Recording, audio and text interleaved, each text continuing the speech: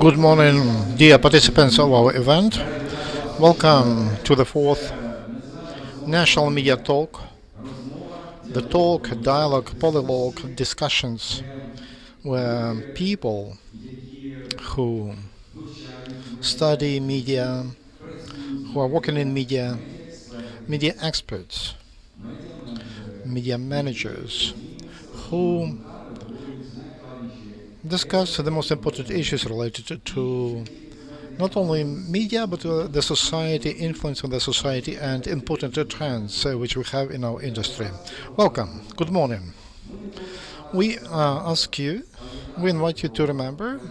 Please remember about quarantine and use masks. Don't take it off, and maybe only when you have a cup of coffee. I wish all of us to have very good, productive discussions, very good discussions, and which will help us to develop this industry and to influence positively on the society for the sake of which we are working in media.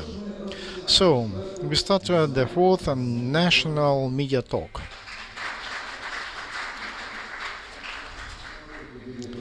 Such conferences, Ukrainian audience needs that, and truth is like gold, and this is a very good experience. It's an opportunity to provide something. It's important that they get together for a professional discussion. In general, we discuss social process. Media is a part of it, and such conferences are needed because they give a chance to to know the temperature in the chamber. For me, it's a very important issue. The world is changing so fast, and we need to be ready to respond to challenges. This is a discussion which is very needed, very important discussions, and they inspire you. And communication is very important. It's great to hear experts, and they can advise how to develop and where to Ukrainian media move in. It's all about what we can do for our world to become better. It's great to hear to listen to journalists, and it's very important, depending on how sincere we are. That will be the benefit will depend on that. Thank you very much. And that was a warm up. You can applaud to all the speakers, all the participants, and it's only a little part of the big number of speakers and participants who take part in our talk, media talk, and this is the fourth time. I invited to open the fourth and national media talk. Deputy Director of USAID Mission for Ukraine and Belarus, Susan Kuta, and Jalen McCormick, who is the Director of the Internews Network.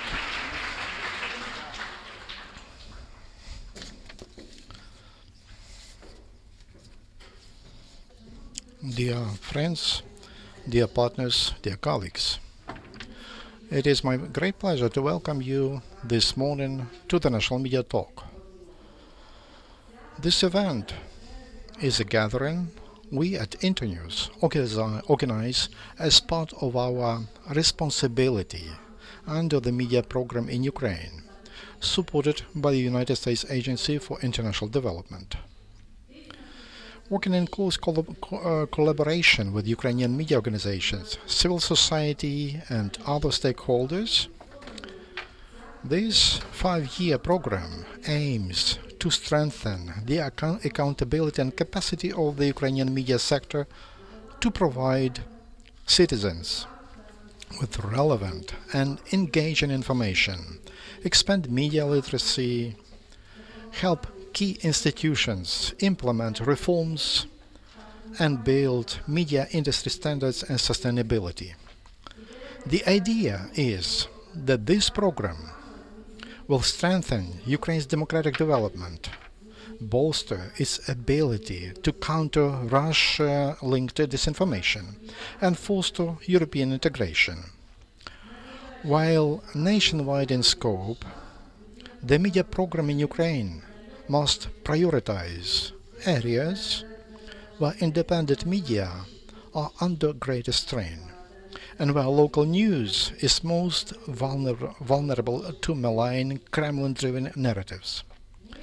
We've gathered you all here today as many experts and journalists as we were allowed to squeeze into this room and still be in line with COVID safety rules because we need to talk. There are some very big challenges facing us. I want to congratulate Ukraine on celebrating 30 years of independence. That's a wonderful achievement. This year's National Media Talk is dedicated to examining the state that Ukraine is in right now as a democratic country. We know the media play an important role. For one thing, the country is led right now by a TV star. But beyond that, how do we make sure that Ukrainian democracy becomes stronger and more resilient, despite being at war with an opponent with no principles, despite a pandemic, despite the professional and financial challenges? How do we defend the security of the nation as well as freedom of speech? Over the course of the next few days, we'll talk about that, as well as the role media are playing as a catalyst for improving the communities that they serve, not just informing people about problems, but bringing the right people to a discussion about how to resolve them. We'll talk about the role of the public service broadcaster and how to improve the legal operating environment for media companies. As a Scottish person, I grew up in a country where it rains a lot, and when it's not raining, it's cloudy. And we have a Calvinist tradition that teaches us that all life is suffering, and then you die. So, Scottish people tend to be a bit of a gloomy group of people and not very optimistic. By the way, together with my teacher of Ukrainian, we are reading Vasil Stefanik. Are you sure that he's Ukrainian? It seems to me that he's more Scottish than Ukrainian. I can't say that I'm optimistic that in the course of the next 2 days we are going to solve all of these problems I described. But I'm grateful for all of the incredible work carried out by our partners in Ukraine. In particular, Detector Media, the Institute of Mass Information, the Academy of Ukrainian Press, the Suspilnist Foundation, Internews Ukraine, the Center for Democracy and the Rule of Law, the Regional Press and Development Institute, the Philip Orlik Institute for Democracy, Ukrainian Toronto TV. Our colleagues working at press hubs in Ternopil, Kharkiv, Kherson, Odessa, and of course the organizers of today's event. A huge thanks to the National Association of Media and to many partners of Internews in this endeavor. I want to take this opportunity to say thank you for what you do, that you make me feel optimistic about Ukraine's future, and I'm so grateful to work with you. Now, I have honor to introduce to you Susan Cuter, who is Deputy Director of USAID Mission for Ukraine and Belarus, to say a few words to you. Susan, thank you very much for being here today.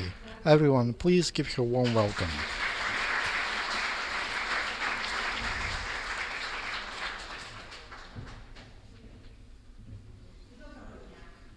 Good morning. It's a great pleasure to welcome you all at the National Media Talk. This event always brings together people to discuss things which are important for media and which are very important for all of us. During this event, it makes sense to have it right now. With your permission, I will continue in English. Ukraine's 30th anniversary of independence presents an opportunity to stop and reflect on the big picture, as Gillian as well alluded to, and to look at what Ukraine has achieved in the last 3 decades. It's also a chance to take a closer look at the role of the media in the past and the important role it must play in the future if the nation's aspirations are to be realized. And I guess I'm not from Scotland either, because I am optimistic about Ukraine's future. Recently, the International Republican Institute and IREX conducted a survey among young people in Ukraine, the future of any country, right? To learn more about their attitudes toward life and work and their thoughts regarding the future of their country. And the results are touching and thought-provoking. In fact, over half of young people between the ages of 10 and 15 in Ukraine believe that the country is headed in the right direction.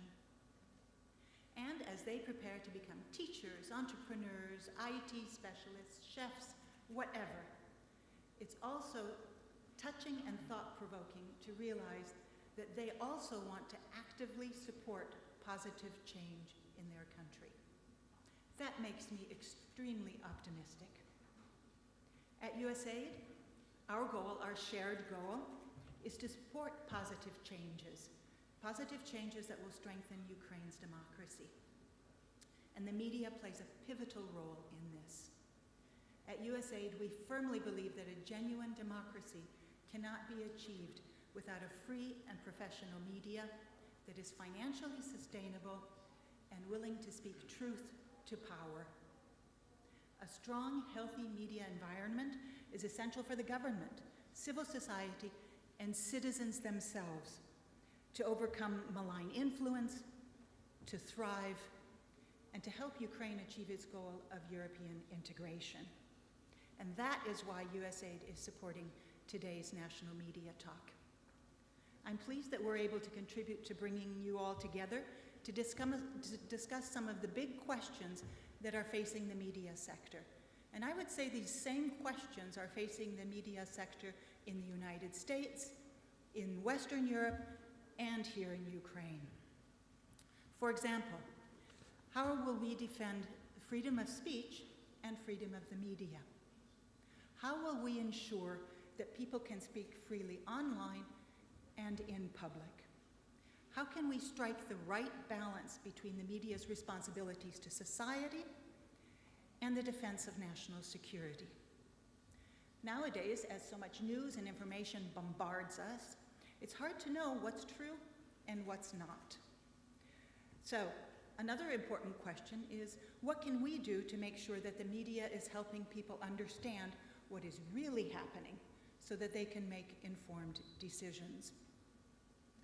I'm sure many of you are asking yourselves questions like, what am I doing in this regard, in regards to these questions? And what more can I do as a journalist or an editor to make society freer, fairer, and more transparent?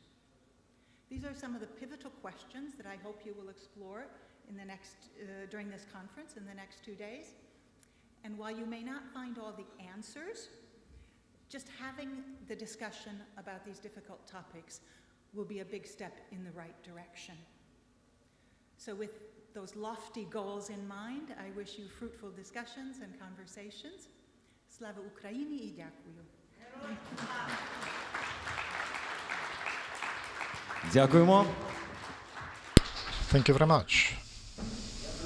Thank you very much, and we invite participation in the national media talk.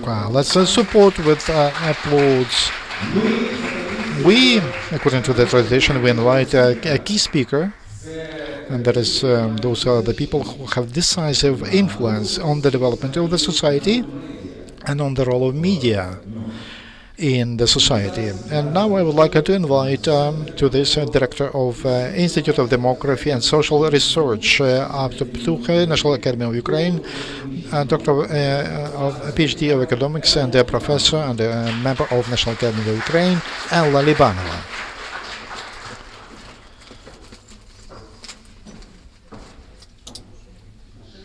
Dear colleagues, first of all, it's a great honor for me, and it's a great psychological burden to be to speak in front of you. And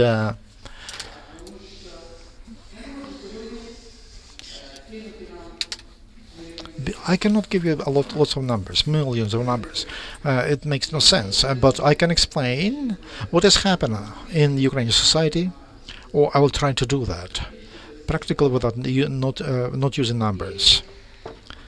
And this is explained not by the fact that I didn't have time to prepare for this, but because we are going through times of information gaps, a big information gap. And the only reliable source of information about the society, that is the census of the population. I understand that those who listen to my speeches, and I know that you are sick of this, but the first census of Ukraine took place 20 years ago. This is just incredible, unbelievable. We don't have information even about how many people live in Ukraine, how many citizens do we have. I don't speak about the composition of the population, but and also on different territories. And as a result of that, that main source of information between the census that we use, that information that we are using is doubtful, very doubtful, because we don't have reliable information, a general picture in the country. We don't know what to take into consideration. Believe me, statisticians and demography people will do everything possible to fix the problem. Nevertheless, all our techniques, I don't want to say they are based on sand, but at least not on a very good foundation. That's true. That's why I'm very careful when I use information. There's one more issue, the sincerity of respondents. I doubt very much that when they ask us about whom we will vote, we answer as if it will be like in reality. But when it's about intentional migration, when it is about income or something else, such questions in a questionnaire, I want to tell you that the situation is very bad if they are to believe our public opinion polls. So if we start asking people on the base of self-assessment, then to try to decide on the level of poverty. Look, 80% as minimum. That's what we have. Believe me, from 10% of the most of the richest people in, or those who are studied by. I understand that Akhmetov and Pichuk, they are not on that list. But 10% of the richest. The third part of them say that they don't have enough money for food. There is no country in the world which has people who have 2 houses or 2 cars. They believe that they are poor, but here in Ukraine it's normal. So the second point, Ukrainian population, because of we have a specific mentality. I will speak briefly about that. Because of history, Ukrainian people are afraid to give sincere answers if everything is fine. But if their life is better, then they speak sincerely. So, what do I want to talk about? Firstly, about what has changed in Ukrainian society. how we have changed in 30 years. And what were the reasons? What were the components of change? Elements of change. I will not speak about the transformation on family relations or relations within families between wives and husbands. I will speak about those issues that are related to independence. So, three components that brought two big changes in 30 years. The first one is the declaring of independence. When Ukraine became an independent country, not a country on the periphery of the empire, many things have changed just because in the mentality, mental things. The second point, and I will speak about the war, and not only about the physical war, which is a consequence, and also we have annexed Crimea and also captured some regions in the Donetsk and Luhansk region. I will speak about information war, which brought to this physical real war. Because let's be sincere, information war, at least on the first stage, we lost at the beginning of that war. The second or third point we need to discuss, and what has changed the mentality of people, that is COVID. COVID, change of behavior, and mental changes which took place. And it's not only about Ukraine, but it's all the world, but we speak about the context of Ukraine. So it has changed a lot during these 2 years, and just because of because of COVID. But what has happened during these 30 years? Ukrainians became more Ukrainian. Well, half a joke and half seriously. Nobody did more for establishing Ukrainian nation than Vladimir Putin. But you understand that I don't have any special feeling to him. The war has forced us, information war, forced us to get united and to understand that we are Ukrainians, that we are a nation with dignity. And by the way, what I liked during the last parade, that we started to speak not about establishing Ukrainian nation and statehood, but about renovation, renaissance of Ukrainian nation. And for me, it's a very good stimulus, very good motivation, which should reach everyone. Ukraine has appeared on the world map not 30 years ago. And as a nation, we are not 30 years old. Patriotism, in my opinion, it's not only about embroidered shirts, not only on the day of embroidered shirt. It's not only about speaking Ukrainian, it's deeper and broader.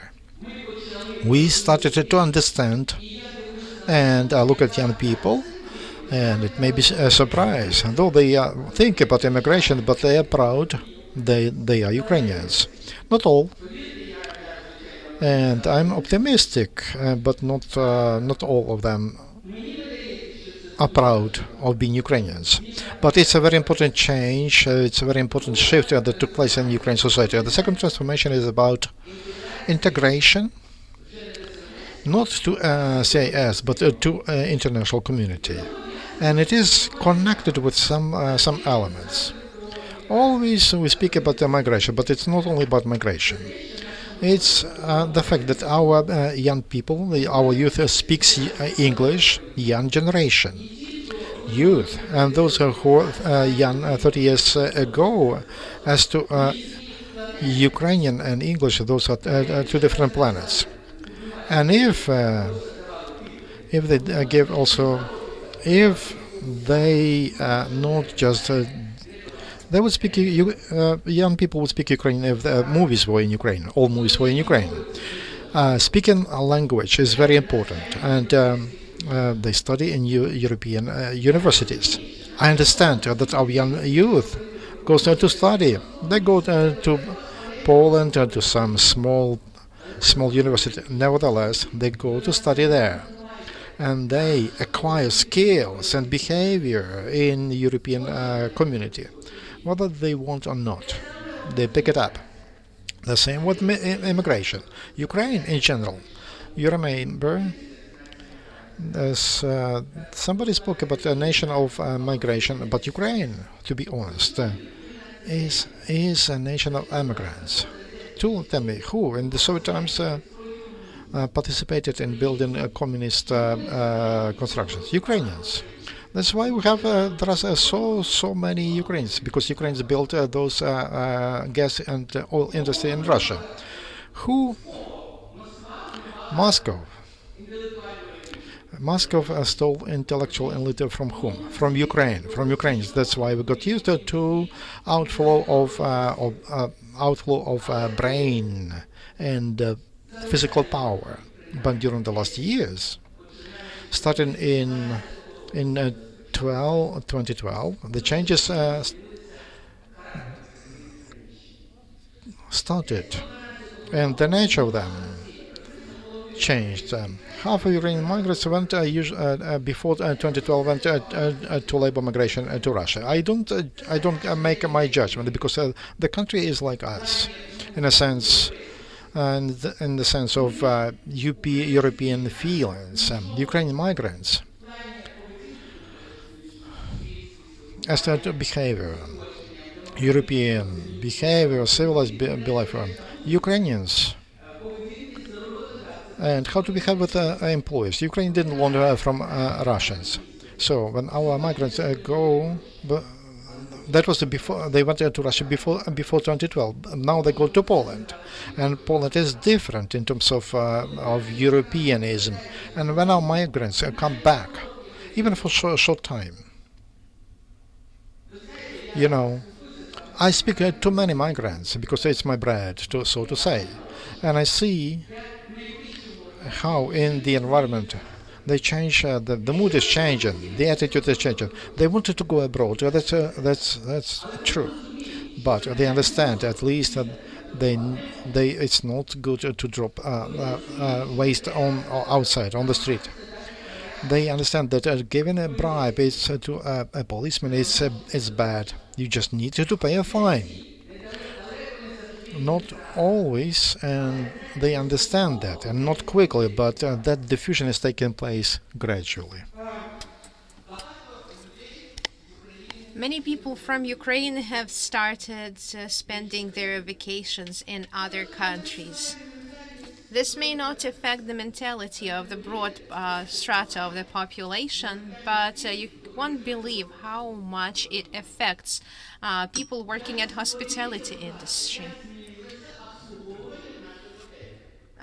Do note how the service in our hotels has changed. I'm not talking about hostels that are completely offline, but in the past it was difficult to find a chambermaid who would be cleaning properly, but now they all cleaning normally and properly, and restaurants are a whole different story in Ukraine. So integration in the global community affects all walks of life. And sometimes it happens sort of indirectly. People want to visit them, people want visitors to come, and they have lots to offer.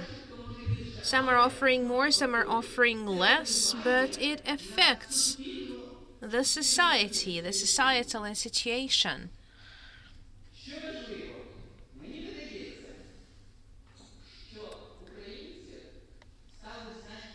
And it also seems to me that Ukrainians have become a lot more self-sufficient.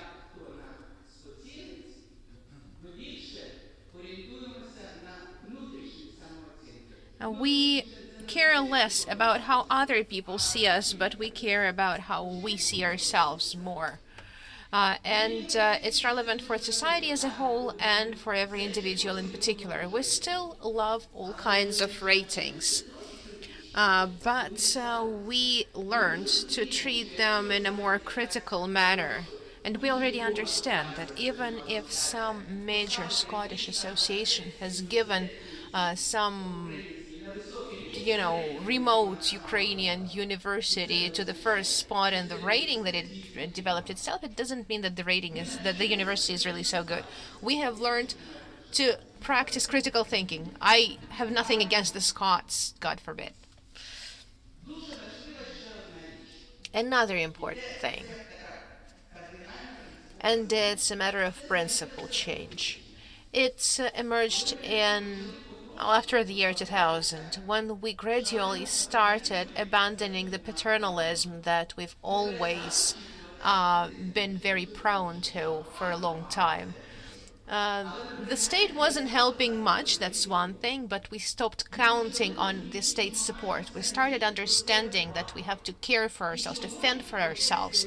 And in the context of the pension problems, I think it's particularly important if we understood that we have to either pay taxes and make contributions, our own contributions to pension fund, or make our own contributions for pensions, or both, better. Otherwise, we'll be destitute in our pension time. And this is a shift, this is a change. And this, we haven't seen such changes since a very long time, and very strong changes have started happening. What did COVID add for us?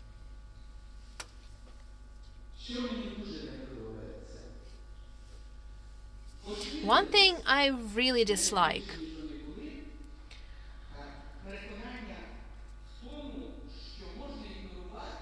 the prevalence of the opinion that we can ignore the major ways to protect ourselves against COVID. And I'm talking about vaccination here primarily. And as a demographer, I would like to ask for your common support. We have very little time left. I'm not talking about the new outbreak of infection. I'm talking about a different thing. I'm saying that if our teachers fail to vaccinate, we will have online teaching over and over again. And trust me, this is really bad. I've seen the studies, the polls conducted by the Danes, by the Americans, by the Dutch, on different aspects of online education. And in my personal opinion, we have to extend school program by at least 1 year to catch up with what we've lost. And distance learning also means conserving inequality, because you do understand kids from poor families, they do not have a chance to get even what they are able to get, because they don't have gadgets, they don't have internet, they don't have teachers who can sort of tutor them. The kids are not motivated. We can, speak about this for a long time. This is a terrible thing. We're shaping the generation of inequality. And in this sense, the only barrier on this road, on this path, is only vaccination of teachers. If the teachers are not vaccinated, the schools will shut down at the very first upsurge of morbidity. Be it COVID or be it common colds or normal flu, doesn't matter. I've heard that a school was closed in Bukovina already, and this is just a first case of many. So I would treat this really seriously. And unfortunately, this shift related to COVID, the shift in public thinking, it sort of brings us back, it takes us back. It's not taking us forward when we understand that our freedom stops where we infringe on the freedom of other people, but it really takes us back. Again, regarding distance learning, it's not that I am against it. It is possible in the universities. It may be okay in the senior school years, but not in the primary years of school. Children are simply not ready for this. Regarding COVID, what else would I note? We are completely unaware how to handle remote employment. I'm not sure how much it is related to private sector, but in budget fields, distance learning means that the person is working whenever the person finds it convenient. There's no working hours anymore, so we cannot understand how to account for this time. We cannot establish teamwork in such cases. Something needs to be done about it as well. As far as I understand, distance employment is flourishing, but it is developing differently than here. And I think in the future it may become a serious problem. More so because the employers often find it easier or more convenient to work remotely. And they will keep distance employment even after the COVID is over, because it will be over sooner or later.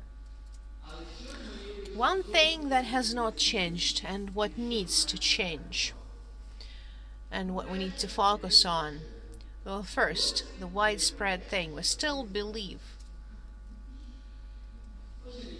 that fairy tales come true. You don't have to do anything, you may make decisions without any prior analysis, you don't have to be aware of the consequences, things will work themselves out somehow, we think. And we can keep doing what we're doing and then maybe complain that we didn't get what we wanted. Secondly, this is a consequence of the Ukrainian mentality. But the vast majority of us sincerely believes that life is much better anywhere else than where we are. It may be pertinent to other countries, to other city, but things are much better over there somewhere than they're here. This is the reason of this. I wouldn't say this is the reason of large-scale migration. Large-scale migration is pertinent to the modern world, and we can't do anything about this. But we have a fashion for migration.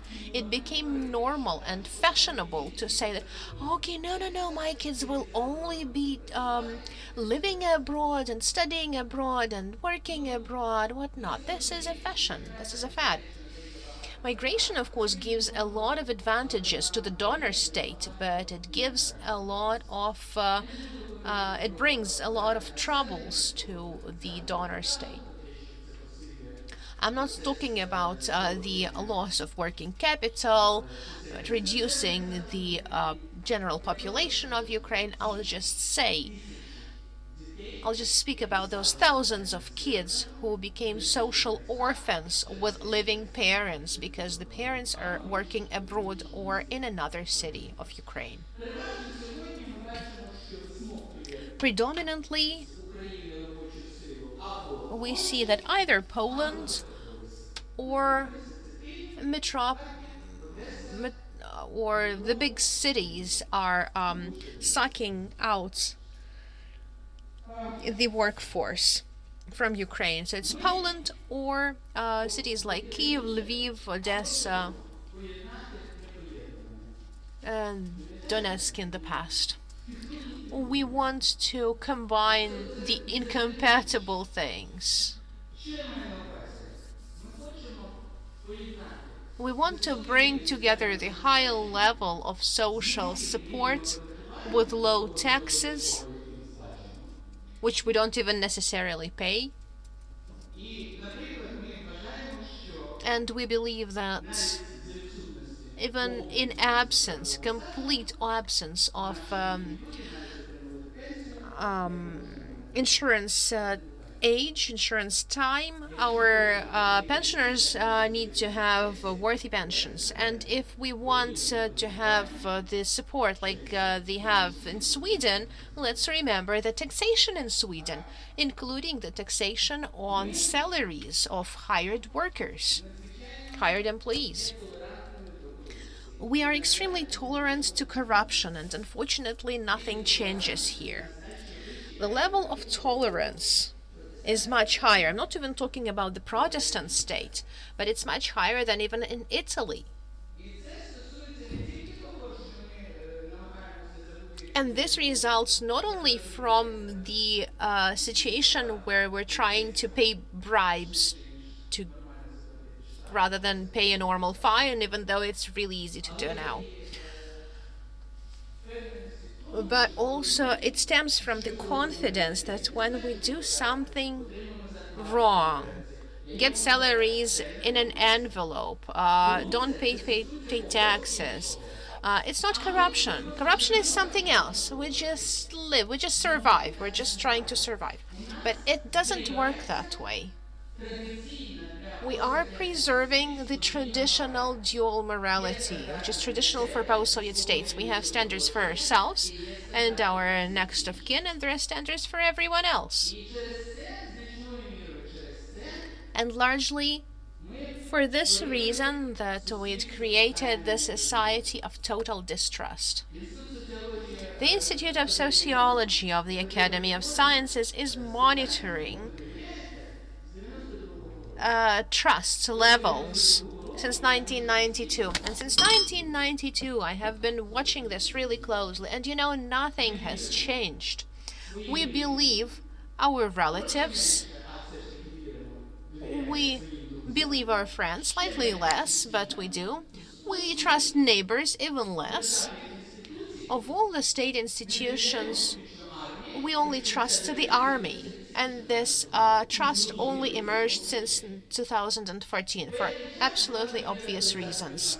For some time, we did have trust in the media, but it's not there anymore. What is the hazard of this total distrust? We can't have any reforms. In order to have some big reforms, we need public support. It wouldn't work otherwise. If we have social resistance, it wouldn't work. Otherwise, you have to be Kemal Atatürk to make it happen. As a society, we only agree to the reforms that can produce some rapid results. If it's pension reform, for example, that means that very soon our pensioners will get salaries, well, if not like in Switzerland, then at least like Poland. And we won't be doing anything about this. And it's going to happen within a year or two max. So the total distrust in the society causes potential social threats. I realize that the government has a lot to blame.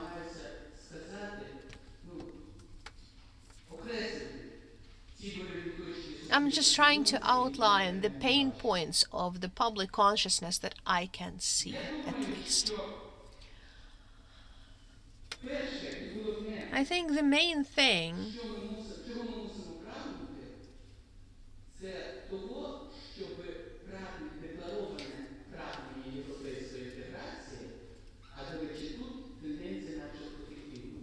And I think the tendency is that people want to have more integration with Europe than integration with Russia. So thank God at least for that.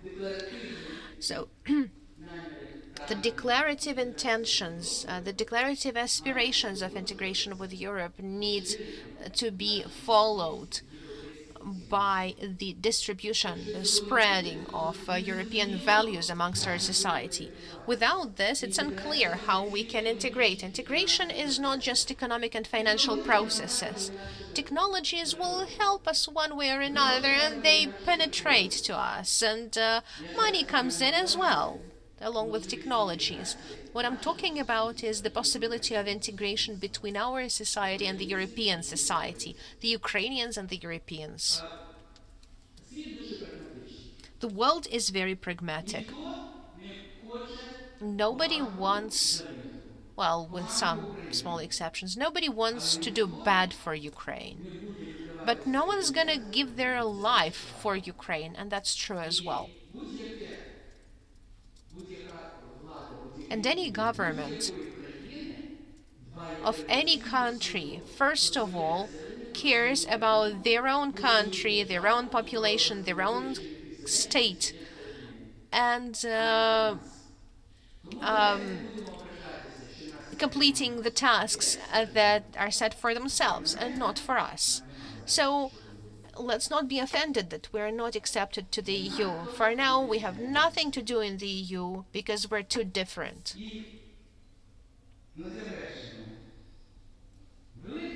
And at the end, I have a big request to all of you. As to media representatives, I mentioned a number of times today that we are used to complaining. Please help Ukrainians become bigger optimists. Give more than just negativity. Do not focus on negativity alone. I realize that we have lots of negativity going around, but still, there's less of it than the positive features and positive phenomena in our life. Briefly speaking, the glass is not just half empty. It's not half empty. It's half full of whiskey. Thank you. I believe that after this kind of speech, let's thank Libanova once again. We need to digest such things, not necessarily with whiskey. From the very morning, we can have some coffee or tea for now, and we will come back in 12:10. Come back here for the first big session. Thank you.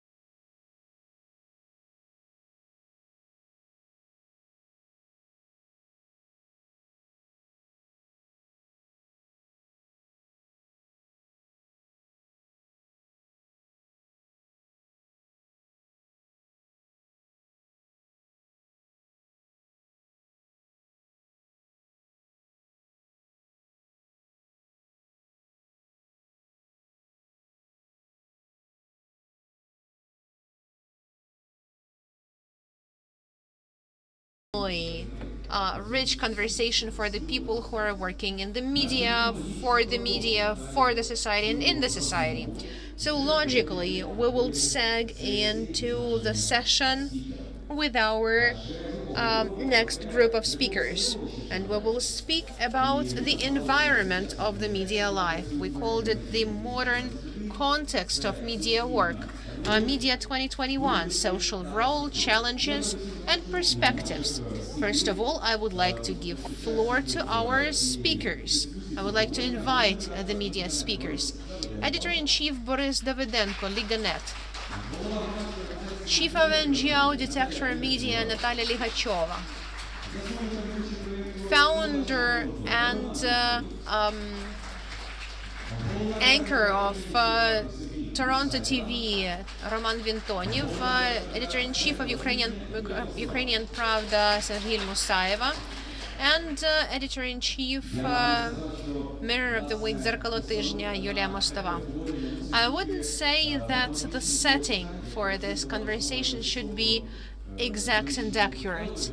Before that, we had a conversation with the PhD in economy, Lily Banova, but here we're going to talk about how we live in this society, and this is going to be less exact. Volodymyr Yarmolenko. Volodymyr is a philosopher, journalist, director of an analysis department in Internews Ukraine. Wish you fruitful discussion. Hello, dear colleagues. It's an honor for me to be here in such a wonderful company, but I would like to start with commemoration. Today is the day when Georgy Hongadze disappeared, so let us all stand up in the minute of silence.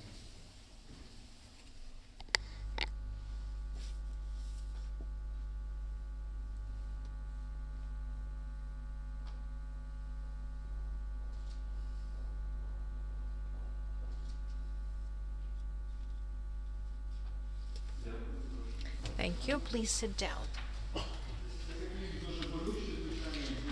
This is a very painful and very symbolic fact. And I hope we can talk about philosophic and social topics. What is the role of media in the social world, in the modern world? The modern world sees information as something accessible to everyone, something that anyone can do. Something that could not only be done by journalists, but we can see that the index of trust isn't as high as we would hope it to be. And it seems to be that 20 or 30 years ago, we lived in this society where if you asked about the role of media, the answer would be obvious: delivering objective information or being someone who delivers information. But today we see the world where the world has become more close, more problematic, in the sense of who has this advantage of communication with society and delivering information to society. So let's talk about this. And let's ask ourselves, what is the influence of media and the development of the Ukrainian society today? Madam Yulia, I would like to start with you. Hello? Does the thingy work? Yes. Good day. Thank you for your invitation. I would like to transform For the beginning, I would like to transform my words and turn them over. How does society influence the media? And this is probably the key issue that I am concerned about. Once upon a time, we had the audience in Ukraine, which was set to read between the lines and set to practice critical thinking.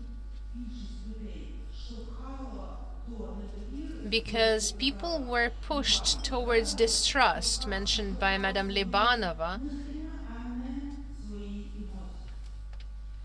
People were focusing on thinking rather than emotions. And now, in our majority, we have the society who doesn't care about reality.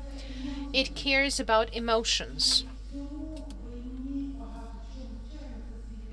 And of course, this follows global trends, but in many ways, we are the ones to blame. Because it started when the best news that were there in Ukraine and STB and 1+1, when the best analytical and news programs turned into money earning engines. They chose the algorithm, they didn't choose the algorithm of informing or shaping the agenda of society, but they abandoned it for the sake of entertainment. And then famous technical stories kicked in. And today we are eating each other. The media are eating public consciousness or feeding off public consciousness, and the society has shaped its media over the past couple of decades.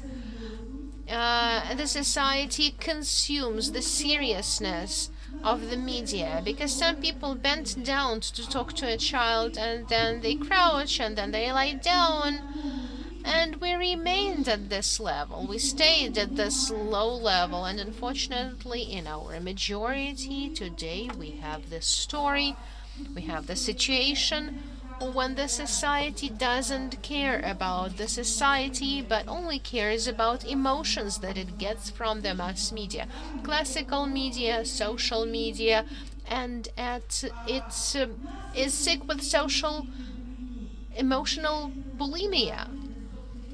And the consequence of this is intellectual dysbacteriosis, where people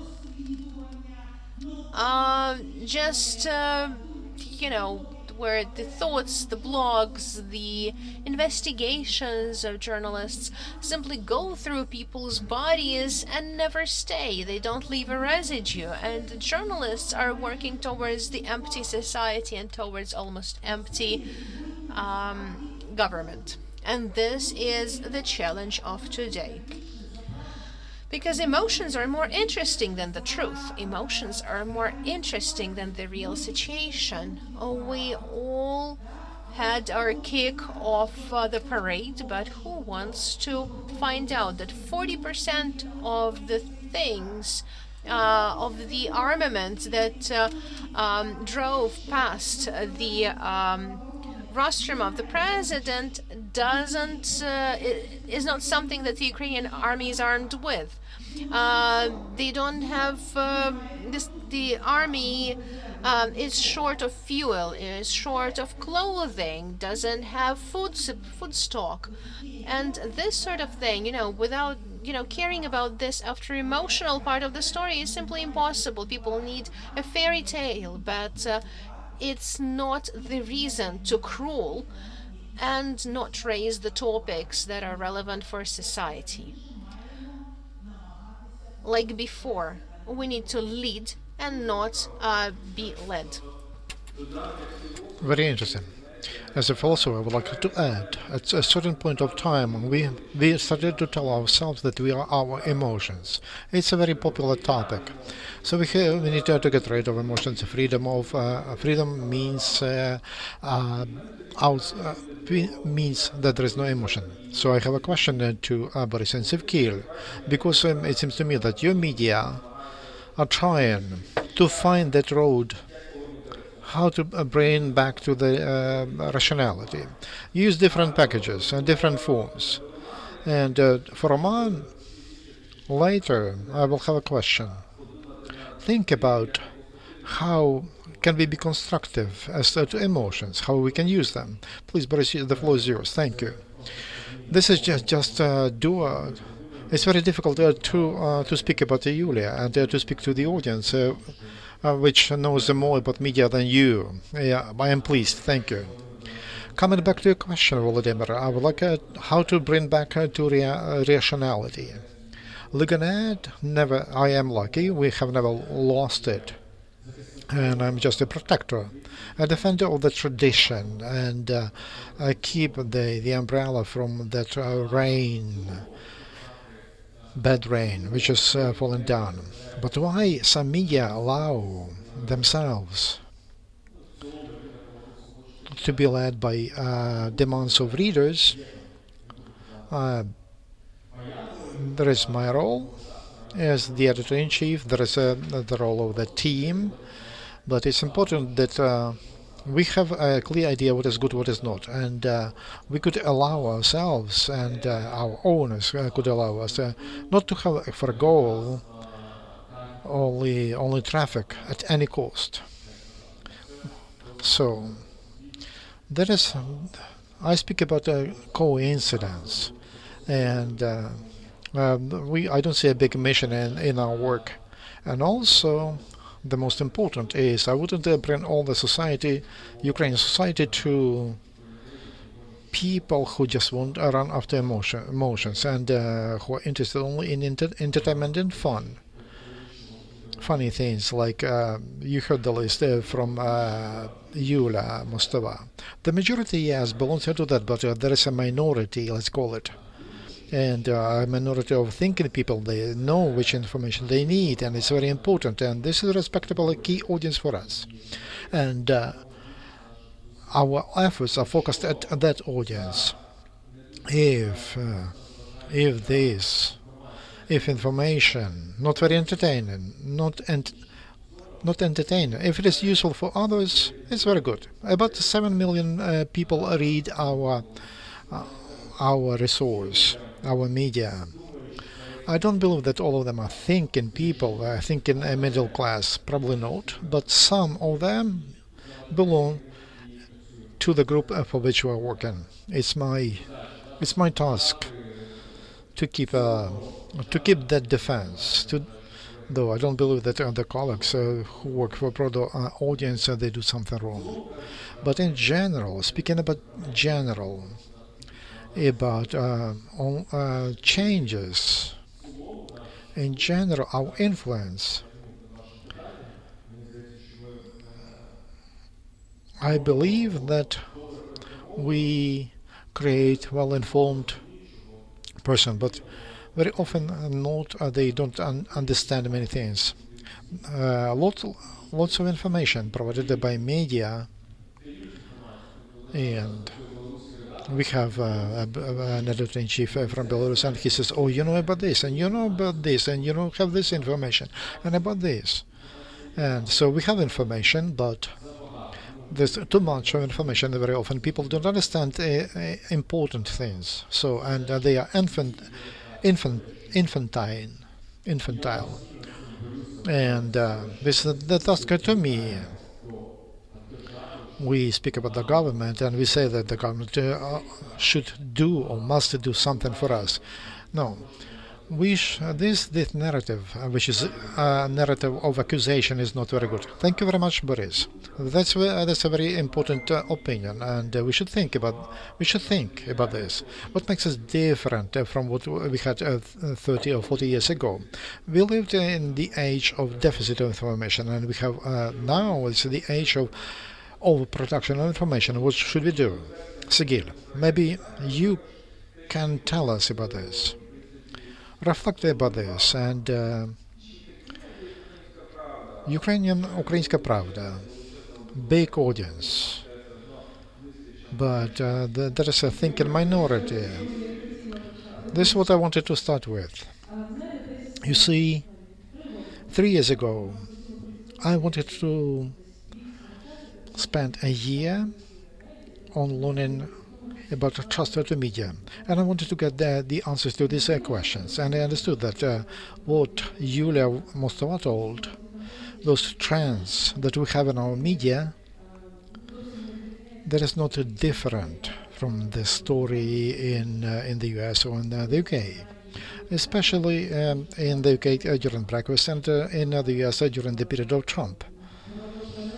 And there were two information reality at the same time, simultaneously, on CNN and also information reality over Republican media. The same in the UK. So that's why we needed to get answers.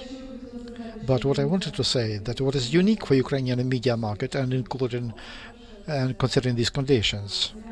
First of all, we have serial reality, because we live in a serial of Sluha Народу, and because the producers of that movie, they run the country, and they needed to change heroes, and they needed to replace the participants of that serial, and we are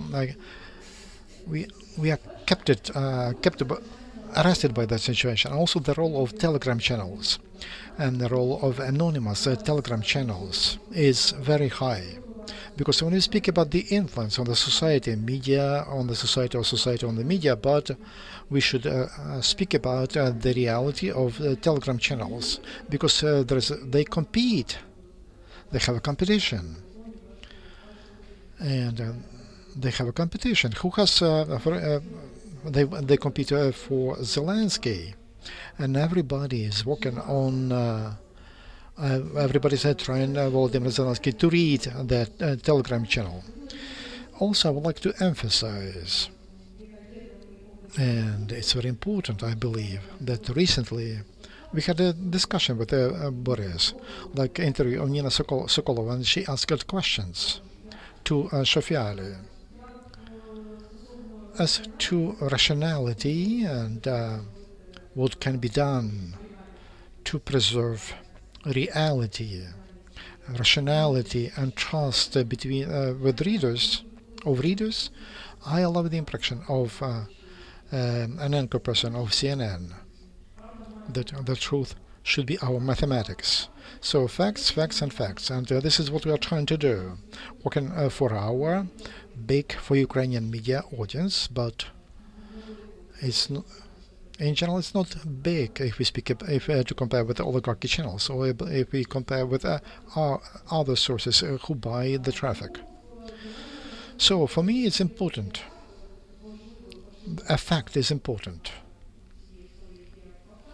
So facts and facts, and we base everything on the facts. We are trying to check information. We are trying that's what we provide for our readers, and also unpopular topics. For example, occupation of Crimea, and the format is very important. And we need to package in a way, because in a way that we can reach people, and. The topic of Crimea is very close for us. We speak about that. We are trying to do that. When there is a 4,000 of views and gets only 4,000, and the fight between MPs gets 80,000 views, and you cannot compete with this. And you need to understand there should be a balance between useful information which is needed and also what is happening and what is interesting to readers. But there is a project, and I would like to mention that is news of Crimea, and we put a news about the Crimea occupation in our news, though it happened 7 years ago. In archives, I found that the news about capturing a parliament of Crimea, that was not even in red letters, but appointment of government of Yatsenyuk, it was in red colors. And very often we don't notice important events, but we pay attention to secondary events. So we brought back those news and to focus attention of our audience on that, and that was successful. And that was we also published a text from people who went through the occupation. If you speak about Crimea, how to bring back that information space, that was successful. I spoke about 4,000 views, and there was a court proceedings of, and then we got 50,000 views. And that emotional factor was very decisive. It's don't we exaggerate the role of numbers when we speak about the role of media, because we are always in that number paradigm, in that math, how many views we get. But can we speak about the quality, for example, quality of audience? And that, for example, this project was viewed by a less number of people, but very serious. They take decisions. That's a question for the future. Let's come back to the first question, Roman. Because on one hand, it's very important to speak about where we are slaves of our emotions, but also on the other hand, we understand that against propaganda, we don't have other tools. No, no, we need to use also emotions. So where emotions can be constructive, how can we build constructive emotions? First of all, we have to understand, all of us, those who are working in media, do we do propaganda or not? It's very important, because if we want to contradict something to propaganda, then everything we can, that is propaganda. So as soon as we get into that story, we stop being journalists and media, we become soldiers in the war. Any means are important in the war if it leads to the victory. So if you're a propagandist and if you're ready to be that, you are not a journalist. So it's not. I'm not trying to catch you. I'm just trying to discuss it. And so if we are on the territory of journalism, we don't have enough instruments to contradict to propaganda. Everything we have is just means of journalism: truth, facts, checking of facts, and the delivery of the information, and in a way that the audience could take it, to consume it. As to the use of emotions for that, every media, it's up to every media how ready they are to use that hook, because it is also a means, an instrument to keep the attention of the audience, like any other instrument of journalism. For media, news media, they use more emotions at the beginning, in titles, more or less. And it's not our story. We have a different approach. We are laughing. So sometimes we do it on purpose. Clickbait titles. So emotions. Everybody's using emotions. It's not something that we should not touch. But those who say that we speak without emotions and in a dry way, they probably that person is lying. Probably, if we speak about the role of media now, I don't see something different. If to compare pre-internet era, there are some changes, but to blame internet a new means of communication, it's, in my opinion, maybe it's not very responsible. Maybe I speak about this because we're in internet and we enjoy using internet, and but I could be wrong. To monitoring of activity of Toronto, we see the trends, media trends. Now, clip culture is a big issue. All of us, media, we see that it doesn't matter what happens. In 5 minutes, we promise to show something more, even more important. We can compete that way, but as a result, we have if I yell to the microphone, that the sound will be like this. There will be no peaks, no change, no. So this is the way media looks like, because every topic is crying. It's overloaded. If to watch that time, you stop understanding what is important, what is not. You understand that everything is important. There is no less important or easy topics. Even if a panda in a zoo has a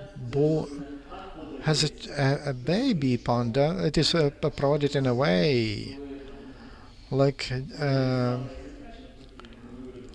this spoke, like my previous colleague spoke. That is it's not important to understand. So, when all the news are provided with the same emotions, then there is a problem with manipulation and also not check the facts.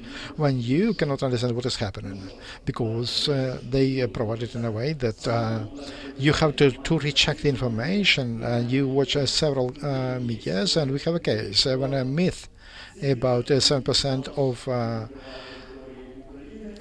in landfills in Ukraine since 2015 to 2018. That topic went to different TV channels: CTV, One Plus One, Inter, Ukraine channel, and others. So the same myth: 7% of territory of Ukraine is under landfills, and they spoke about that as if it is a fact. We checked, examined, and we found out it's not true. It's in truth it's 0.017. Nobody thought that it's impossible. So now this myth is floating around. So there's a problem with checking facts. So, in my opinion, I don't see anything new. That was always like that. We live in a new environment when the media lost the monopoly on providing news. And I mean not media, but mass media like we had before. And now media is a Facebook page and Telegram channel. That is all media, and our role is changing. We need to adjust to this. And I would speak not only about concrete media, but about media in general. We, as an institute, which provides service to the society, and we do something for the society, and then in general we have some function. Somebody entertains more, somebody provides more facts, it's something else, and but we have that function, and now we have needed to learn, and we need to reinvent our function in this new environment, and lost a monopoly on information. That's a very important issue. I would like to speak to Natalia.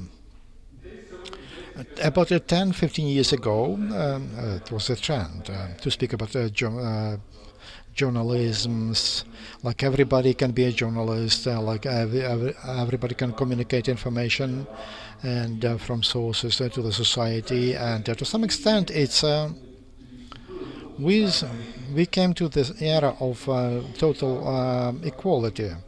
Like there was a phrase like everybody of us is a president, everybody is a doctor, is a journalist, an expert, and on issues of everybody is a doctor on viruses, and so because of that pathos of equality, everybody is someone.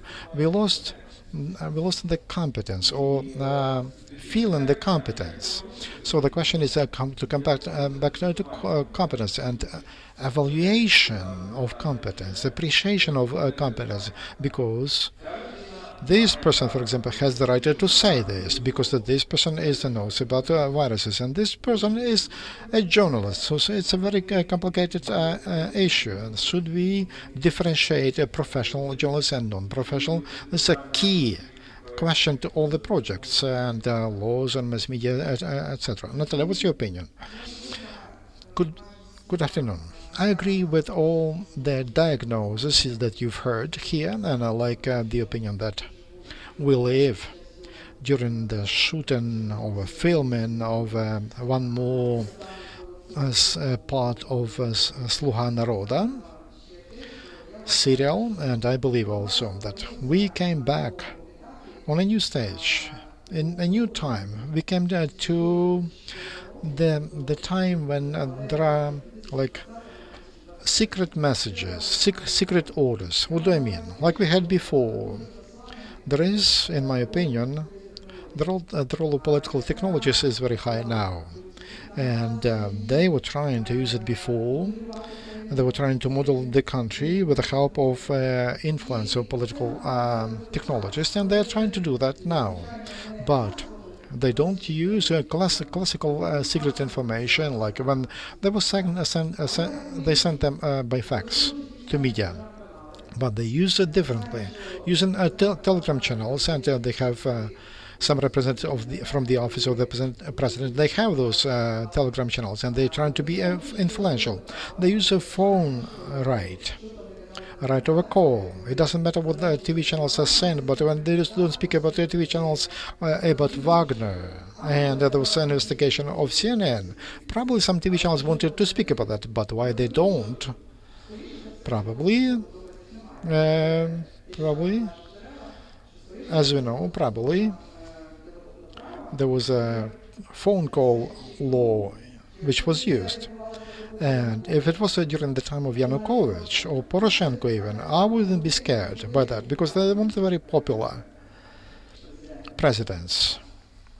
But when it is happening in the time of a popular president who is trusted by a big number of people, on one hand, on the other hand, when it's happening during the war, and we who understand that sanctions, the Defense Council, they cannot close TV channels, but we applaud when they do it to Medvedchuk's channels.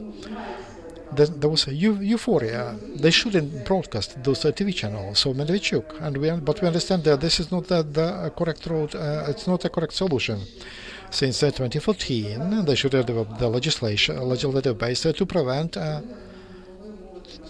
not to allow such channels to broadcast in our country. They didn't do that, and then there was a political sense, and they shut down those channels, TV channels, and we support that. Involuntarily, we understand. But the question is, who will be the next? You can be the next, and it has happened already. I don't mean, I don't speak about media, but I speak about some other segments of media, and that is a concern for me. I wouldn't like to repeat what my colleagues have told. And yes, the society is empty, and we are not responsible, and we hype, etc., etc. But also, when there is also an effort to model reality in the country, just using political techniques, political campaigning techniques, and they use technological instruments for that. I believe that's from where a big danger is coming. What is positive? It seems to me that the majority of journalists started to think about responsibility.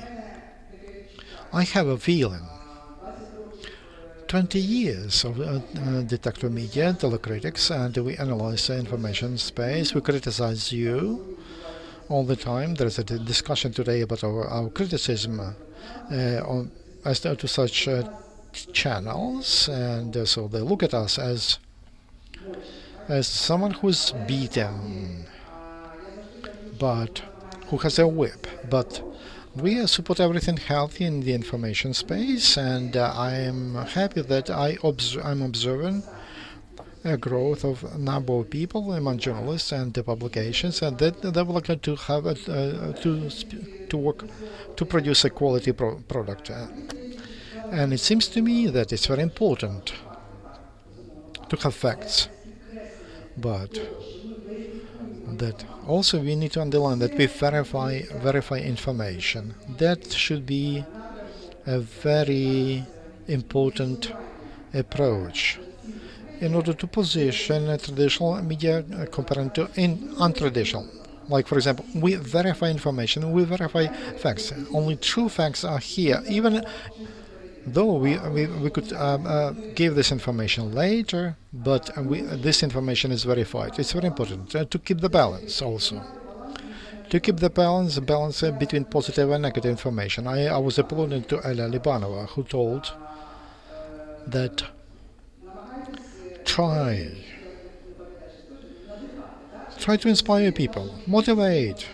There is more positive in our life than negative, and we should show positive news. We should do that. Also,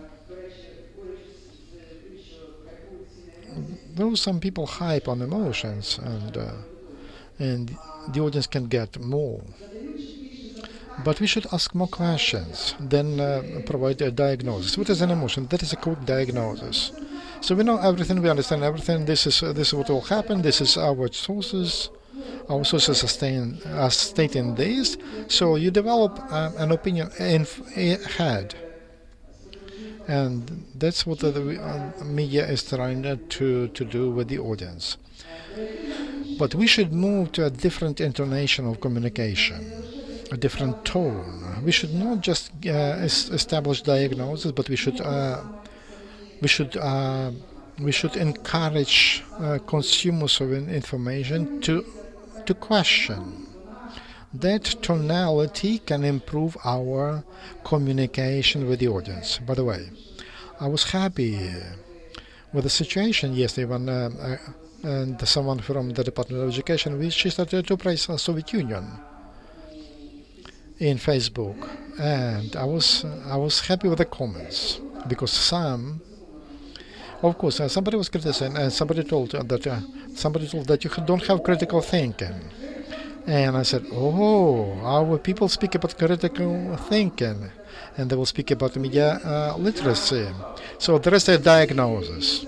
So all the efforts that we put to develop critical thinking and media literacy, that work should continue. That work should continue, and now there is a feedback. Thank you very much. That metaphor with a diagnose. That's very interesting. But the main diagnosis is that all that we will die one day. So the diagnose is not enough. We should look for positive and constructive roads. Yulia would like to say something. I will give you the floor. And secondly, I would like us to move to those topics that were mentioned by Natalia, and that, like freedom of speech and the balance with the security. Freedom of speech and balance, and also security. How to find the balance between these two issues, and these two topics, the issue of external pressure through like unofficial orders, because I have an impression that we are trying to find that thin line, and as soon as you know our enemies of democracy use freedom of speech against democracy, but how to respond to that? We see a little bit differently how under the mask of security they can attack the freedom of speech. How to find the balance? Yulia, maybe you can respond to these questions. I had just a quick comment about what Natalia told. We, in March, last March, and also in February, we had we researched the audience of Zerkalo Tyzhnia, and we had a lot of focus groups, and we invited people who have never read a published newspaper and also digital in the internet. Zerkalo Tyzhnia. 30% of those who never read Zerkalo Tyzhnia, after they learned about the resource, they told we don't trust them. They've never read it, but we said we don't trust them because we don't know whom they support, Poroshenko, Zelensky. So, for us, what was a professional guide for us, like independent standards, and the most important is that to cover issues and also to provide solutions, but not to play one political force. Maybe we could praise someone for correct steps, and we should say something. We should criticize somebody for wrong steps.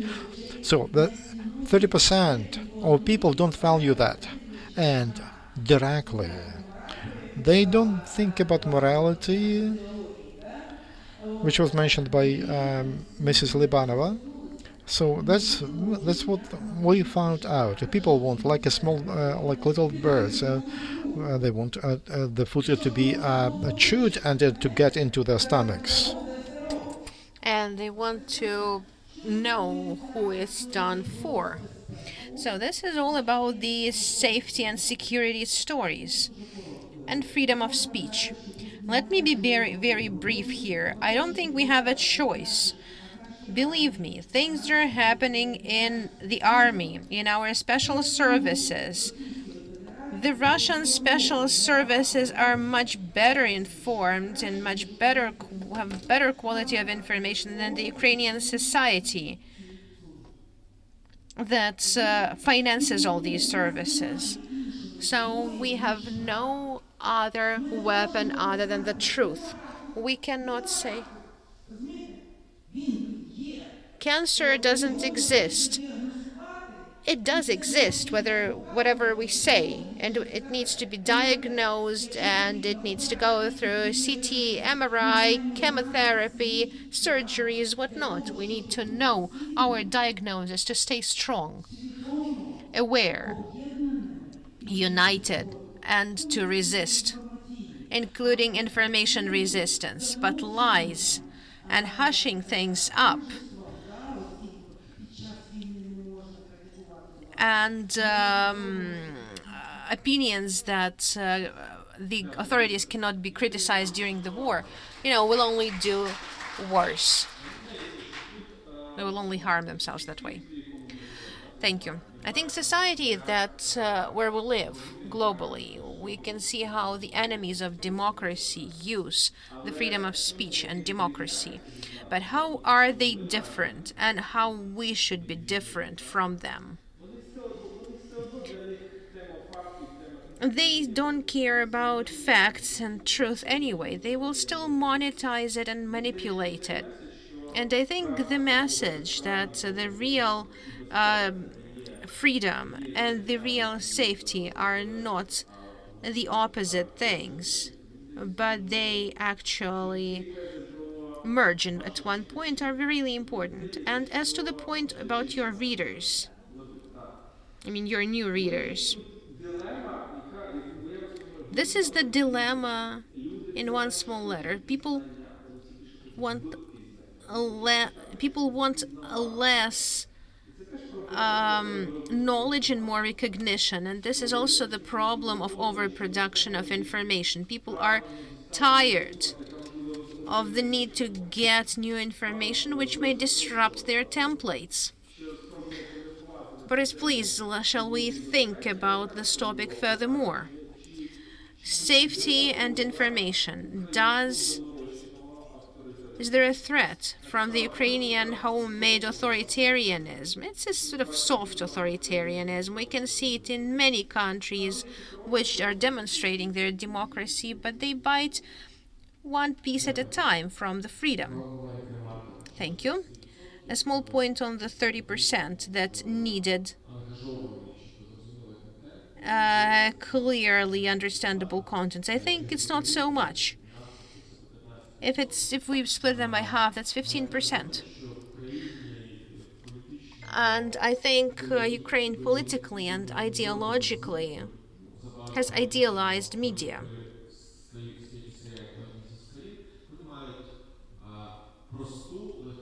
They have a simple and easy and limited audience.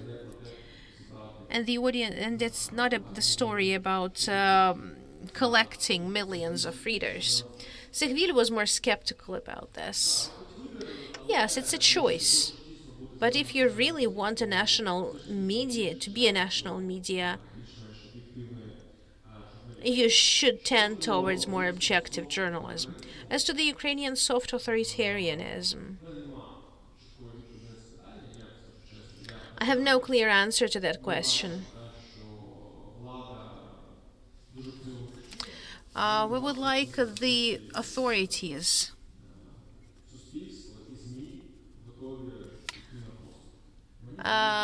we would like to understand whether or not the media and the government are able, and the society would want to make concessions.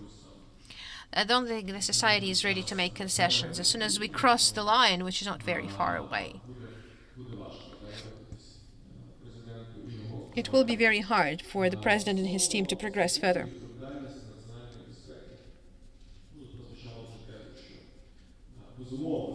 As to the freedom and harm to national security, there was a point already mentioned that the media has to be responsible all over the world.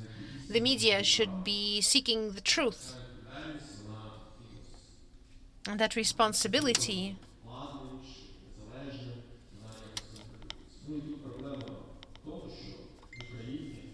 and the problem is that the media are really limited in that. Whatever the media are trying to do, it hits the wall of distrust.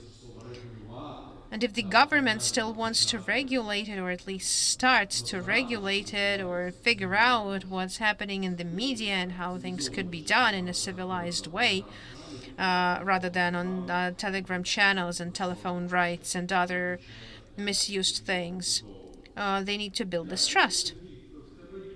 Thank you. Sevgil, do you believe that, we have some resilience among the journalist community? Do we believe this, that these are global things? We see this wherever we go. We're looking at the trends in Georgia. I'm not even talking about Russia or Hungary or Poland. Obviously, Belarus and Russia are obvious examples. But even where the examples were not obvious, this matrix grows. We were discussing Trump, and it looks like these things, are getting obvious. The overproduction of information and overproduction of freedom. Yeah, this is a very good point. I wanted to start with security and freedom of speech. I have a story which I really like to use to illustrate this. My mentor, my really good friend, former editor in chief of The Guardian, used to be the person who has discovered the name of John Snowden. The Guardian got Pulitzer Prize for that. And this editor of The Guardians had said that when the situation had happened, obviously the Parliament of the UK was very depressed. They demanded that The Guardian deleted that information, that all the tough pressures should be applied, whatnot. And he was summoned to the British Parliament to testify at the Committee on the National Security. And then Alan Rasbisher, editor-in-chief of The Guardian, is sitting there, and an MP says, "Do you love this country given what you said?" And Alan had said,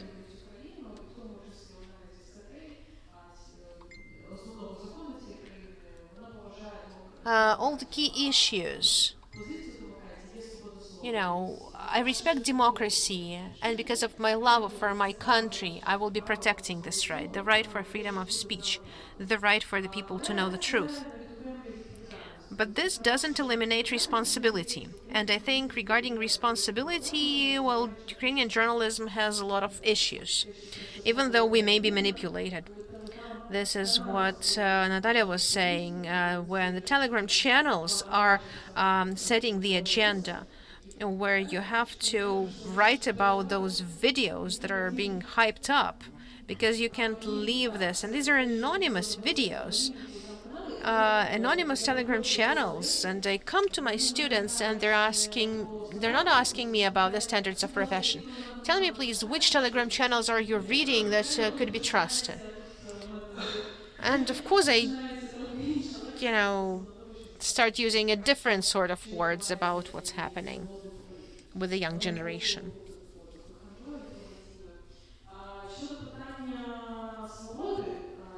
As to the freedom of speech, I agree with you. Last year I was in Latvia, and there was a number of journalists from Belarus and Russia, and I listened to their presentations, and I cried at some of them when one of my colleagues was saying that she sat for 72 hours in the remand prison because her online publication published for several hours the photo of Protasevich with Nechta's logo. And Nechta is recognized as extremist organization. And she had to spend 72 hours in prison for that. And her media was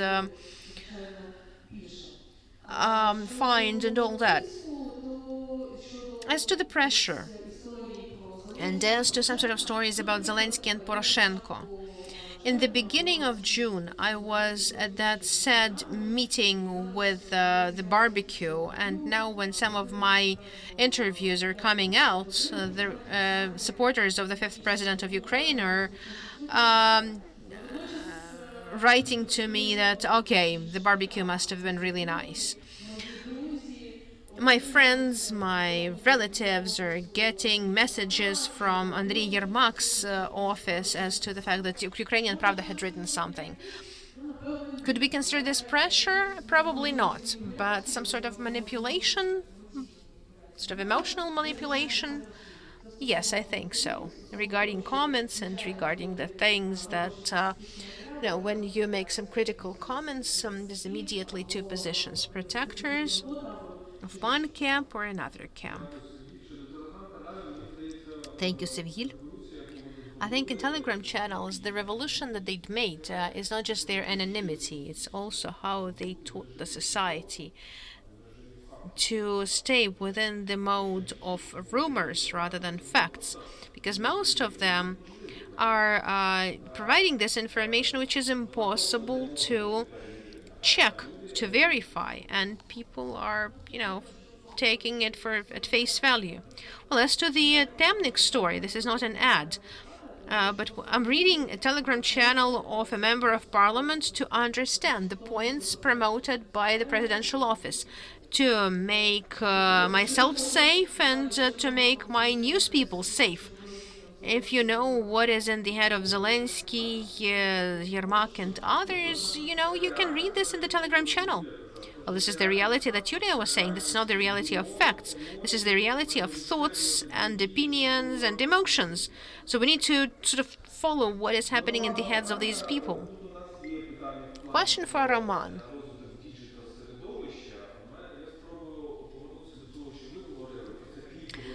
I'll try to go back to this video clip thinking. And one of these points or video clip thinking is that people forget very fast. The total amnesia. People forget what happened a year ago, people forget what happened 5 years ago. And when you read the article by Zerkalo Tizhnya, you can see the perspective, you can see progress, you can compare it by decades. Now people are thinking with one day, the scope of one day or a week. How can we compare that? If we live in a moment, we don't understand anything, do we? Well, it seems to me we need to understand what we mean by people thinking and people forgetting fast. If we're talking about problems that are relevant for all of us, the problems of the society as a whole, I think people do think. But people forget fast. And by this we mean whether or not the media are raising the topic. And the media are not raising the topic because the media are looking for hype, for one association, and keeping one topic sort of relevant for a week or two or three. Very few media can afford it. Is this the responsibility of the media, or does the society fail to be interested in the topic for such a long time? I think it's a clear dependence of demand and supply. Is it interesting for the society that Tina Karol had, gone naked? Did anybody measure it? No, she just, she went naked on a beach. Who cares? Same thing goes for others. The media are looking for sensations. We're not interested in reasons. How police officers had shot a boy, a small boy. We are not interested. We don't have the time to figure out the previous sensation, but we have a new one already on the way.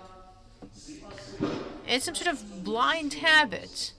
That's how the animals used to do it in this forest. It's not something about the in-house editorial policy. It's something to do with the wish to, be the first, to snatch that portion of the audience. I think a lot of these things are closely connected, so people do not remember. How can you remember when you have a new sensation every day? You can't. As to Telegram channels, I'll go back to this a bit. Why are anonymous Telegram channels popular? Why did they become the source of information for many people? Because the sense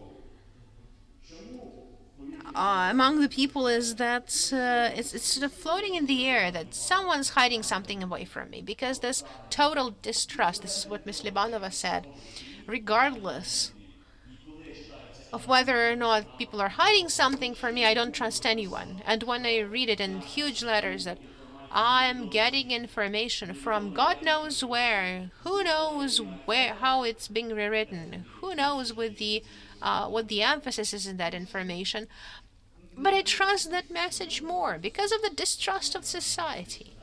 I think this is the key issue. Every one of us, every participant of the development of the society, what can we do to make this trust better?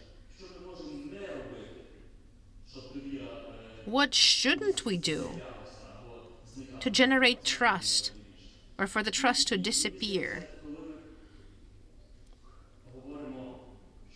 And it seems to me that when we're saying that we can't but share the video with Gail Leros, again, it's not for you, where he's given some sort of package. But someone is distributing it, like, why? Is it socially important information? I don't know. Is it shared because everyone's sharing it? Why is everyone sharing it then? Because most probably, if I fail to do this, another channel will distribute it and I will be reprimanded by the media owner. Like, nobody knows why we're distributing it, nobody understands how the video was shot, what's blurred in the other part of the screen, but let's share it just in case. And then maybe when we're criticized, we'll quietly take it away and say, oh, that was an accident, it was an apprentice or something. Like it happened with the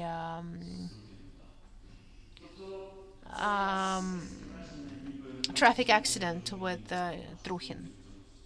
We fail to understand, the media fail to understand our role in the society. We cannot give it up. We do not understand this, and clearly we are influencing the society largely. You know, my speech made even me sad. It seems to me that we have to be more positive about our media and our society. We're used to the idea that things are so bad here and so good over there. And then Yulia or Sevgilu, we're remembering Fox News and CNN, and you remember things aren't that great over there either. Last question to Natalia and the audience. Also, please join in, ask questions for our dear speakers. So I have a final question to Natalia about challenges and risks in the media and what can the society do.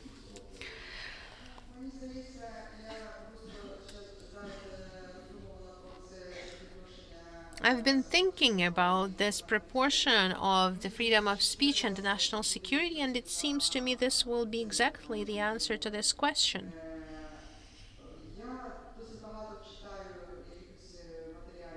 I read quite a lot of the materials developed in the West, and we understand that there's a lot of challenges with disinformation.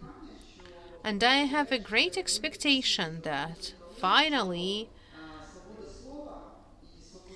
people will reach the idea that distribution of information and freedom of speech should only relate to the distribution of valid information, of fair information.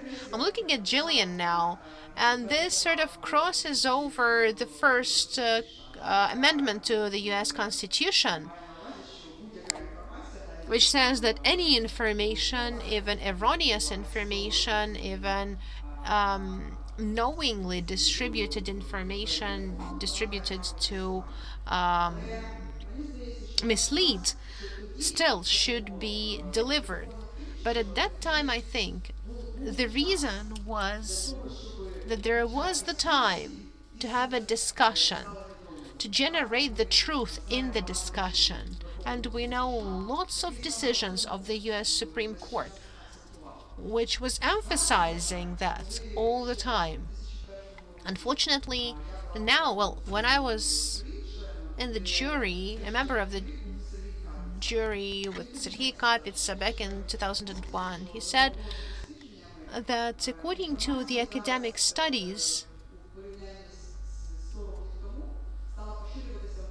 information is getting distributed 30 times more than 100 years ago. And the information flow is 30 times bigger than it used to be 100 years ago. I think now, 20 years later, it's 300 times faster and 300 times bigger. We cannot generate the truth in the discussion anymore, I believe. So we need to regulate at this point in time. We need to regulate the flow of information. We can see that the governments of all countries are trying to follow this track. And our task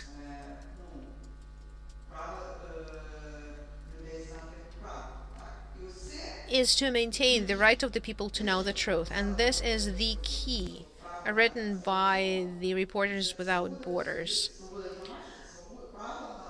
Freedom for the right for freedom of speech is the right to receive valid, truthful information.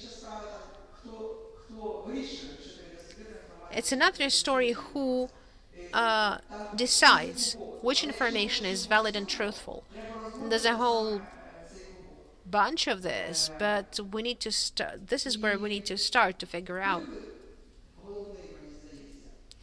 And I think the key challenge is all about this, that we don't understand now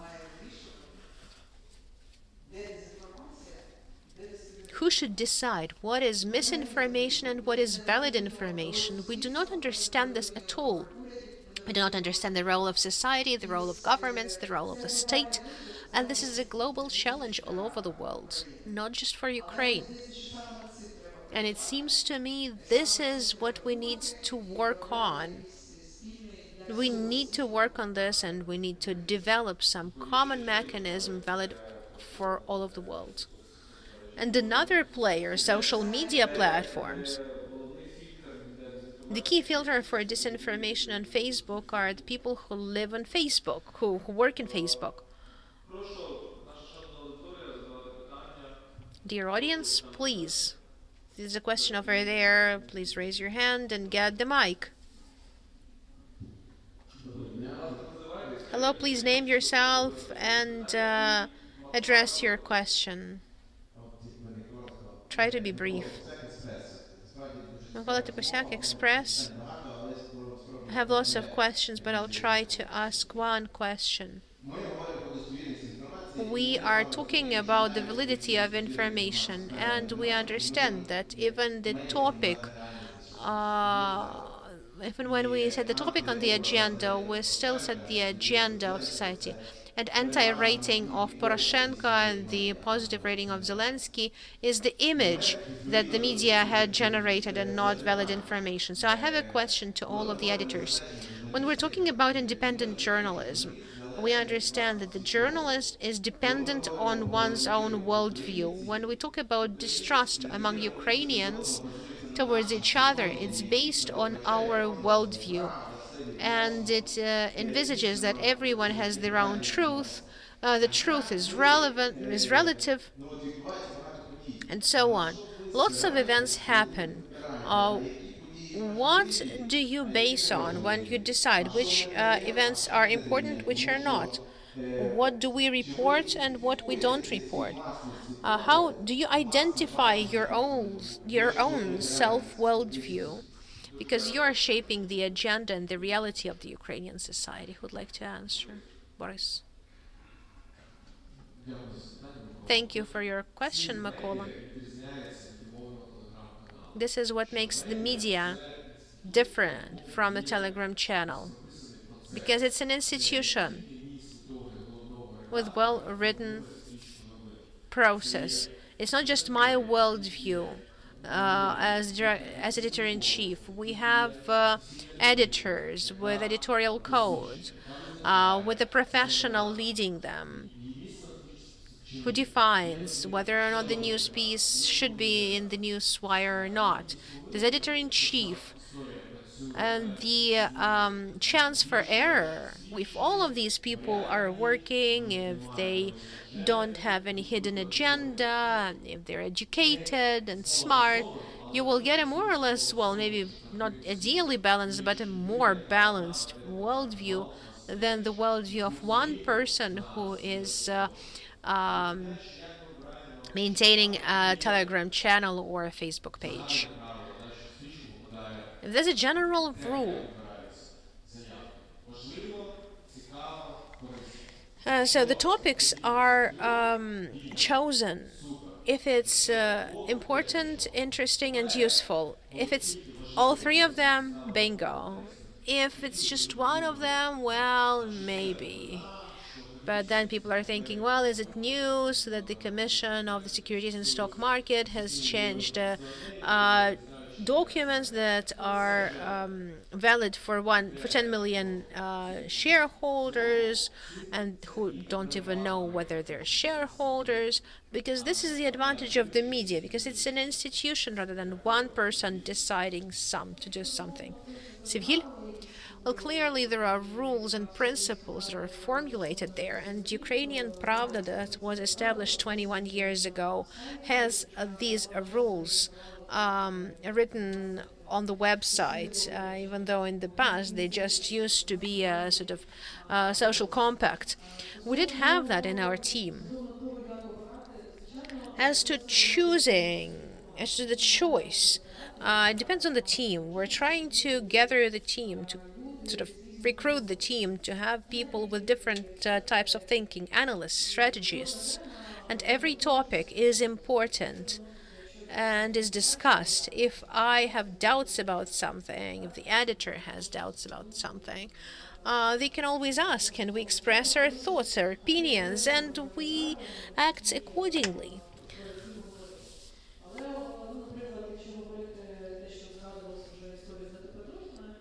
If we remember the traffic accident of Trukhin, the news person didn't put this on the news wire because at first this traffic accident information appeared on some sports sites. And it sort of slips the attention of our situation. Nobody knew whether an MP was involved or whatnot.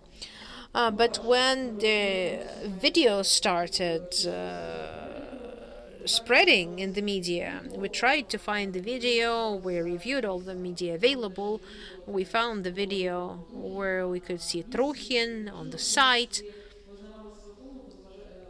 and recognized our error accordingly by defining that, okay, we've ignored this information from the start, but now things are the way they are. The editor who was on duty for the newswire just didn't notice that because it was the day of the Crimean platform and he was focusing on that. Yulia would like to say something. Well, we're all talking about the news, and the news are letters. And we're adults, and we should be reading, and we should be packing those letters and sentences and syllogisms. The message is extremely important. These are the topics that you prioritize.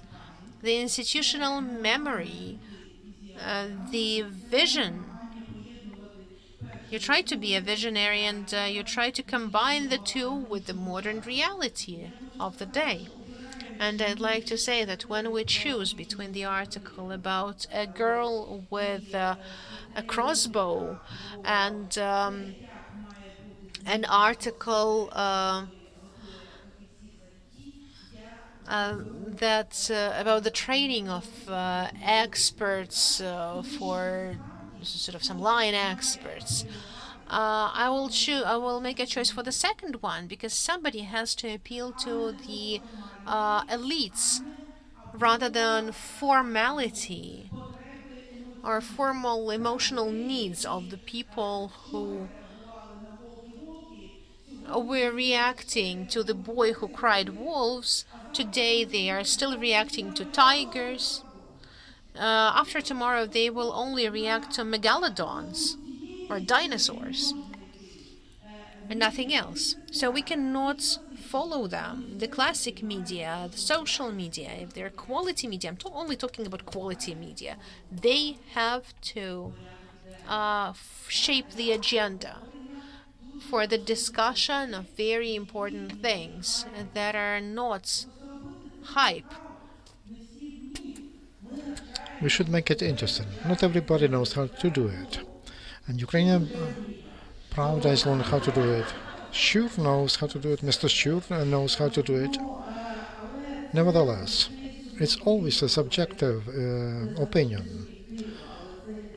But it comes out from your experience and from your aspirations. And also it's not automatically. They're just waiting for us. We will not agree on the rules. It doesn't matter how long we discuss it here. And people will be alive, and as to information, they will make their own mistakes, as long as intellect will not replace it. And our profession, in my opinion, our profession is dying out. But let's be optimistic, as Marilyn Monroe once told. Very briefly, thank you. That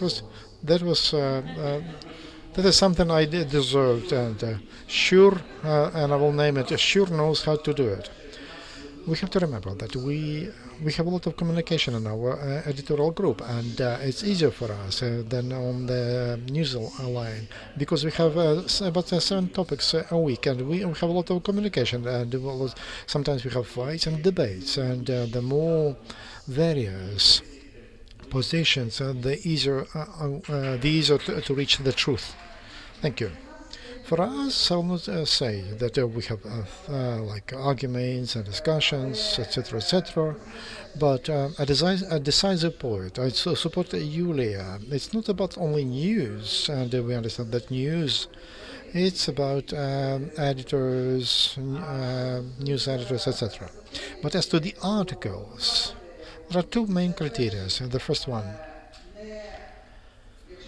if there is information, important event, and we need to think, is there manipulation behind that? Do they want to use that? It happens very often, and because of anonymous telegram channels. So we have a feeling that there is something wrong here. So it's better not to touch that issue, because we wouldn't like to promote some manipulations. And the second criteria, if everything is fine, to which extent this topic has influence on life of media or on the society. Yesterday I spoke to Halina Petrenko, who is present here, and we discussed the different issues, and because we are very busy, she told me, Natalia, I have to choose what I do now. And I need to answer one question. Is it critically important for detector media or not? If it's not critically important, let it go. I put it aside.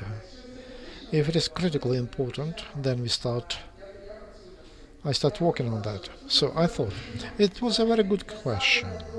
It helps you to develop your attitude to the topic. What do we publish? Is it important for hyping, or is it to provide information for responsible choice? Thank you. Yulia, just for a minute. Trukhin. That name, the majority of people, even political journalists, heard the first time in their life recently. But what can we do? What they can do to separate subjective opinion and responsible from the body of the news. So we give information about that 30 media made a news about Trukhin. We have it, of course.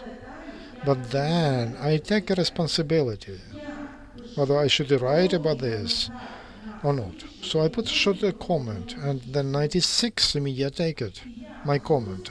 And I personally write who is Trukhin, what he takes from Bank Street to the Parliament, and what has he to do with the program 2030-50, what positions he would like to get.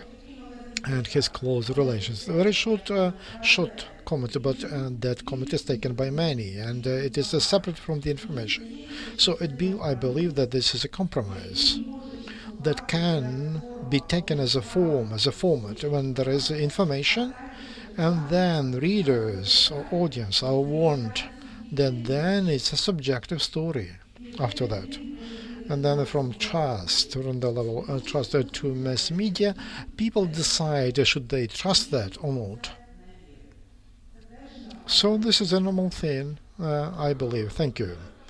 Thank you very much. Any question, please?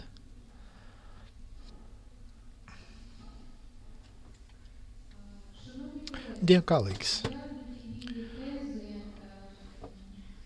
this sentence that people don't remember, the statement that people don't remember, they are not interested in important events. And Svetlana Yeremenko, Executive Director of the Institute of Democracy after Philip Orlik.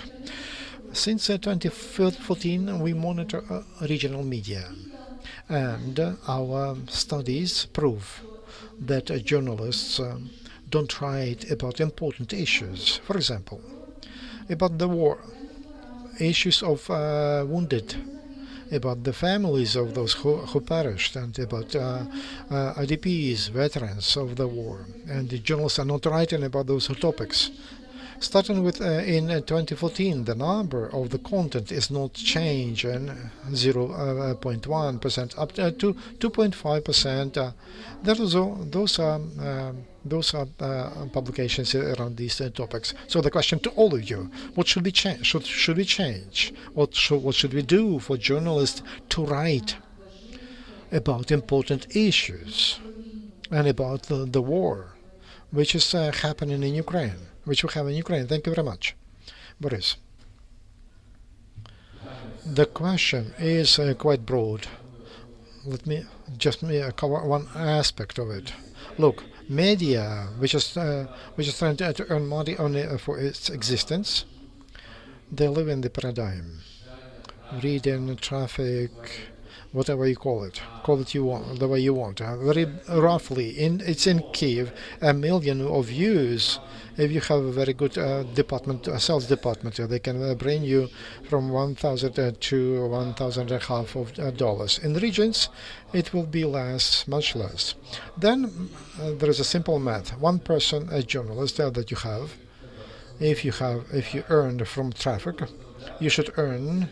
The journalist should generate 1 million of views, and it's better 2 million views, better 3 because you have back office, you have equipment, etc., etc. So now there is a question: complicated topics. Can they give you such so many views? It's a rhetorical question. It cannot. That's why the majority of media lives in the paradigm of earning the traffic, making money, and there is no place for complicated issues, complicated topics. We have a special department, and we call it, joking, extreme quality journalism department, and there's a task of people is there to raise the difficult issues, and they have a week or two, a month to write those about those difficult issues, and it is that department is supported, is funded from any source but from advertisement. So this is a business model that we have, and this is a paradigm of today. So there is no place, no room for quality journalism, but there are some other issues like qualification and editorial approach, etc., etc. But I answered only to that aspect. We're trying to do that, and and the views show that. There was a wonderful project, and Crimean journalists got together to push the issue of Crimea, and before Crimean platform they developed a special publication. With Lukashova, we took the topic of political prisoners and his stories and everything what those people are facing on the front page, which is read by 1 million people a day. Now it's less because the season has not started yet. So 3,000 people read it. So 3,000 people went to Ukrainian Pravda page. That is the topic which was interesting to them. That's the answer. Storytelling is important because, as you raise very important issues, and it should be. The form is very important, but sometimes the form cannot help you. And the third point, and I will continue what the barista told. We have a club of readers, and we have a practice user-generated content, and the content which is created by readers. Everybody come and can propose a topic, and we write. This material was developed with the support of the members of the Readers Club. So I invite you, if you believe that some topics are not covered sufficiently, we'll be happy to do that, including as because we'll with the help of the participants of that club. Thank you very much. Maybe the last question, final question, please. Let's take several blitz. Thank you very much to organizers that they brought together such respectable people. And I start a day with your news. I have two questions. The first, that importance of names of publications is growing. Very often you open an article, you start reading it, but you understand that there is no truth here. And publication doesn't reflect the headline. Is there some control over that, or is it only a disease of yellow press? The point of the place has influence on the viewer, and we know that journalists manipulate with the opinion of audience. And do you have some criteria or experts whom you invite? Thank you very much. Here, your question. Deutsche Welle Academy.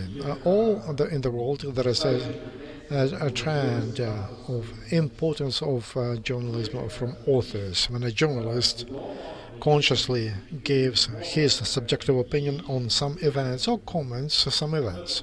But in Ukraine, which was brought up in Anglo-Saxonian traditions of BBC, this is a no-go approach. So there should be absolute neutrality and subjective opinion of, especially in the news. This is unacceptable in Ukraine. On the other hand, in Ukraine there are some like Kazarian, like examples like Kazarian and some others. So, what is the future of that approach in Ukraine, of that format in Ukraine? Thank you. And your question, please. There were a lot of questions, but I don't know. Maybe quickly. This is a broad question. On Holocaust stop fake. And we spoke about trust, that there is no trust at all, and we have to build it back. And there were some recipes how to do that. But my question is, maybe you have some other recipes, what all of us can do, journalists and not only journalists, and not only the government, because that is on the surface. But what people can do to rebuild the trust. Thank you very much. Friends, unfortunately we have to finish our panel, so we have a question about experts, about titles, and about also individual journalism, about individual approach to journalism in the West. By the way, that is usually on page 5 or 6. In Ukraine, Ukrainian reality is a little bit different, because there are those columns, and those are very popular. And for example, some publications just take a post from Facebook as columns, and because of that they make some traffic. We publish Dobynyansky and Kazarin, but we do that on weekends. You will never see the text of Katarina Dobynyansky during the week weekdays. That's a genre which should be read during the weekends, on Saturday or Monday when you have that, on Sunday when you have that time to think. That's my choice and my position as the editor in chief, Yulia. I don't see in Ukraine implementation of this BBC school. In 30 years, we passed the road from of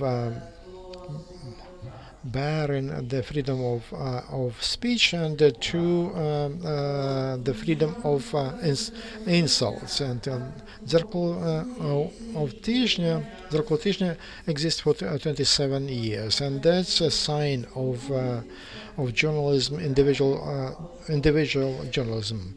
We select different journalists, and they could be different, and we tell who they are.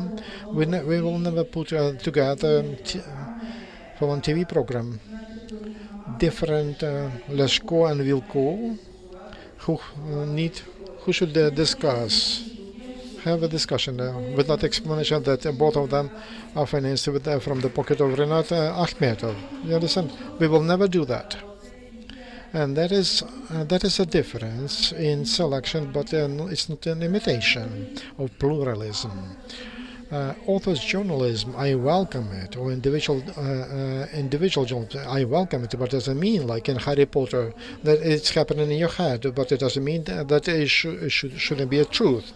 So, individual journalism, authors' journalism, should be tested and examined by responsibility and by name. It's not a journalism for weekend, it's a journalism for everyday thinking.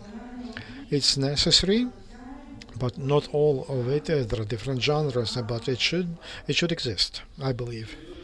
Very briefly, 3 questions. Trust experts' titles. 30 seconds.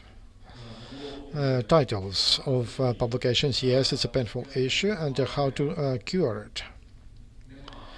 There is no remedy. One remedy. It's again because it's because of the nature of media. KPI is connected to traffic, tied to traffic, and it says that the title should manipulate and should reflect the truth. Anyways, newsmakers they wanted to hype because they have something to do with the audience. We have a structure of title, what can be in which cases. We have rules and there are moral punishments for bad titles. As to experts, we are a business publication and business media, and we have a deficit of experts, and very often we have to compromise. And you understand that to big extent, banker cannot comment macroeconomic situation, but you don't have anyone else to comment it. But I always tell the journalists that please understand that everyone has his own agenda. So there is a role model, and retail. In retail, the prices will go, and insurance agents, for them, insurance is something very important.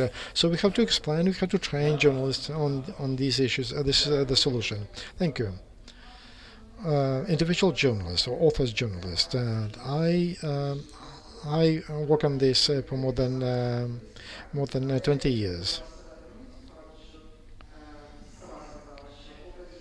And you are told, as long as there is circulation, there is individual journalism. It's exaggeration. I beg your pardon. So this is individual interpretation on individual journalism, and it's not only in Zerklo they have where they have individual journalism.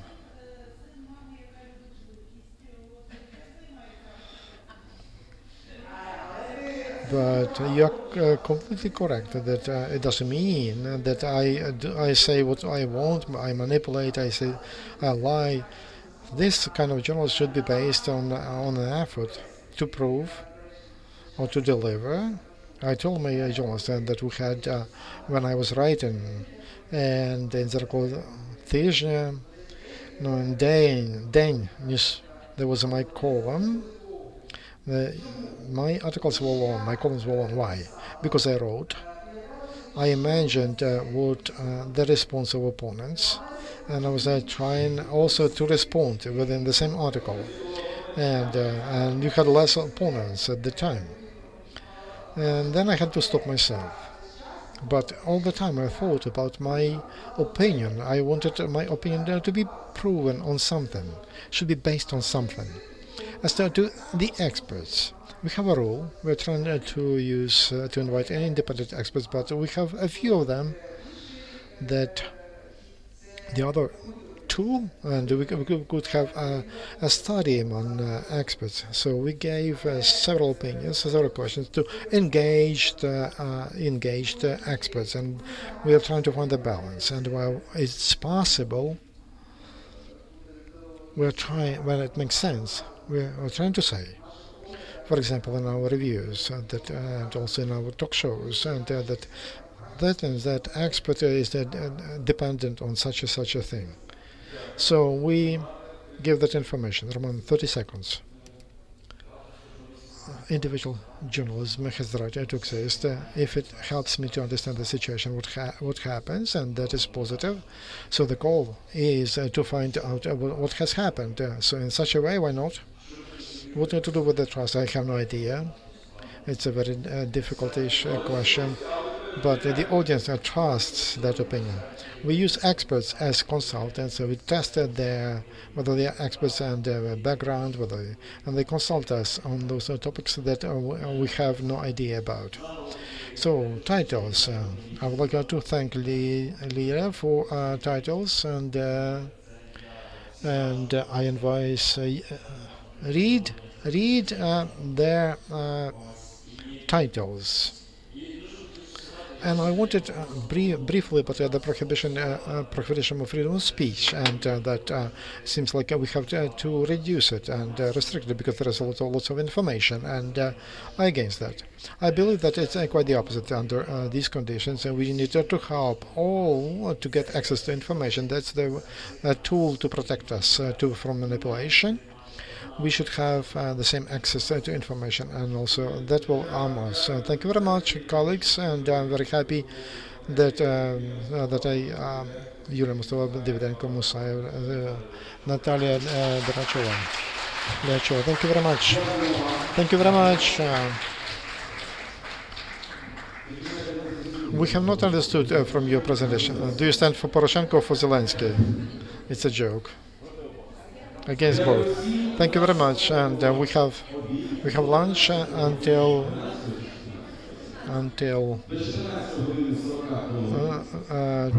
2:40. Organizers ask because you migrate, somebody is leaving, somebody is coming tomorrow.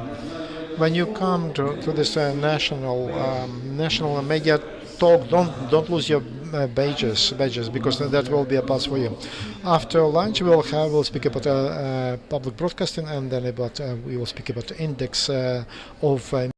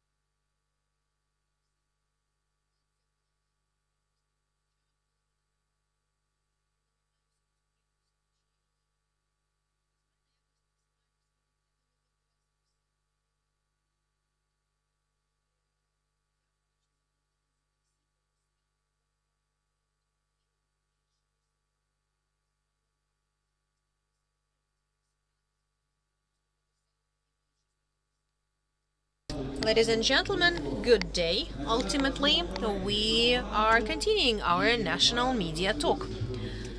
From the very morning, well, we are still sort of digesting our keynote speech. Traditionally, we start our event with a keynote speaker who is not directly related to the media, but because of their work and to their influence, influences our work. And Ella Libanova, as director of the Demographic Institute, has told us how our environment, how our society is changing. Hello, everyone. Thank you for coming back after lunch. I hope lunch didn't make you sleepy, but gave you energy instead. We would like to move on to the next interesting topic. Суспільне media. Can we believe that the reform is complete? Member of Parliament, Sluga Народа, Deputy Chief of Humanitarian Policy Committee, Evgenia Kravchuk, Chief of the Supervisory Board of the National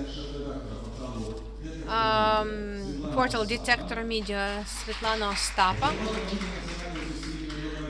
Chief of the Board of Directors of the National Public TV and Radio Company of Ukraine, Mykola Chernotitsky, representative of the Ministry of Culture and Information Policy, Taras Shevchenko, Executive Director of the Institute of Mass Information, member of the Supervisory Board of the National Public Television and Radio Company, Svetlana Romanyuk.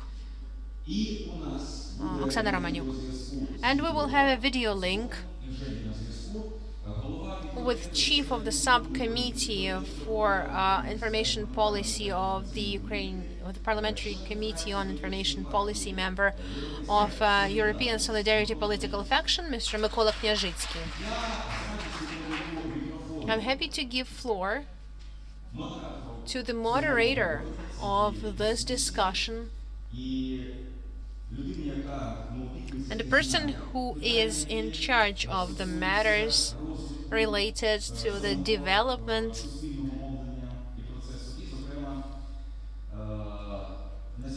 of public TV and media broadcasting. I'd like to invite Taras Petri, Suspilnist Foundation. Please, the floor is yours. Thank you, Dmitro. Hello again, dear ladies and gentlemen. We are coming back to work with the new energy. We will even have a video link between Kiev and Lviv. I'm happy to moderate this event, and the name of our discussion is Suspilne. Is the reform finished? Is the reform complete? We have a plethora of intellectuals who we believe are sincerely supporting Suspilne and are sympathizing with it, because the construction of Suspilne is a phenomenon. And I'd like to say great, because we have a very broad circle, broad representation. We have representatives of the parliament, two factions. We have representative of the government. And it's really great that we have the chief of the supervisory board of the National Public Company. And I believe we will have a very constructive and even hot conversation in many ways. So I'd like to ask our colleagues so that we could get Mr. Mykola Kняжицький to our video link.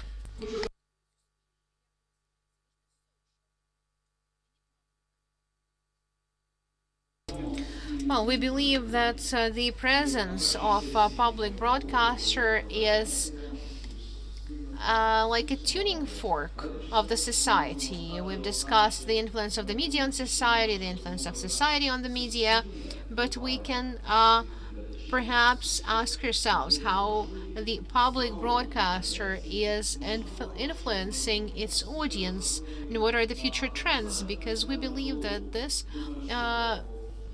merits sort of national community contribution. We believe there's going to be a lot of partnerships and clubs, and sooner or later it would become a national cause. Хочу ще сказати, що об'єднання зусиль нашої новообраної і наглядової ради, і All these efforts управління of the є media позитивним і потужним фактором. are a very positive and powerful factor. Well, I believe we are witnessing some innovations, some news. Недавно бачили перші Just презентації. very recently, we've seen the first presentation Думаю, що це ще одне підтвердження, що зміни of this, and this again demonstrates that the changes are ongoing. But can we believe that the public media broadcasters reform is complete? And as a next question, what can affect those systemic changes? Do political namesakes стверджують, що наступні can prevent this from happening? The futurologists are saying that a lot of challenges are waiting for us ahead, and perhaps Suspilne could be the platform for intellectual discussions and development of common decisions. I remember one day Serhiy Proskornya and I on Yaroslavy Val were talking about Suspilne in a small old-time cafe, and he mentioned that it's not the building, it's not a platform for communication, it's a spaceship and a launching ground at the same time, which lifts the idea and lifts the country. So we'll be talking about Suspilne today, and the first question we'd like to ask to each of our presenters. я можу привітати Well, first of all, I'd like to welcome the viewers of online broadcast. Let's welcome all of those who are watching us online. Hashtag of the conference, NMT 2021. і ставити питання, і писати, Please hashtag it. Ask questions. It's important for us, important for the organizers. First question одразу обговорити. Воно стоїть дуже фундаментально. is pretty fundamental. Можна назвати реформу Can we say that reform of Suspilne is irreversible? And if so, what is the role of the national public media company in the media landscape now, and what should it be in the future? First, I'd like to give floor to Evgenia Kravchuk. The floor is yours, please. Can I sit? Yes. Welcome, everyone. 2 years ago, Mikita Potorayev was here. He couldn't be here today, but he will come tomorrow. He will participate in the discussion on media reform and media legislation. And I'm very happy that as a chief of subcommittee on information policy, that I have a chance to talk to you, to hear others during the discussion. As to the question, first I'd like to ask the question: is the reform of Suspilne, is it complete or not? Obviously not. It's not complete. And the answer shows that the reform is irreversible. A lot of efforts of many people have been contributed in this reform, and therefore it should be completed. And clearly it is irreversible because of that. But if we can see the end result, we understand we cannot roll back. We cannot cross it over, and it would be wrong and illogical. Moreover, it seems to me that the role of Suspilne is growing further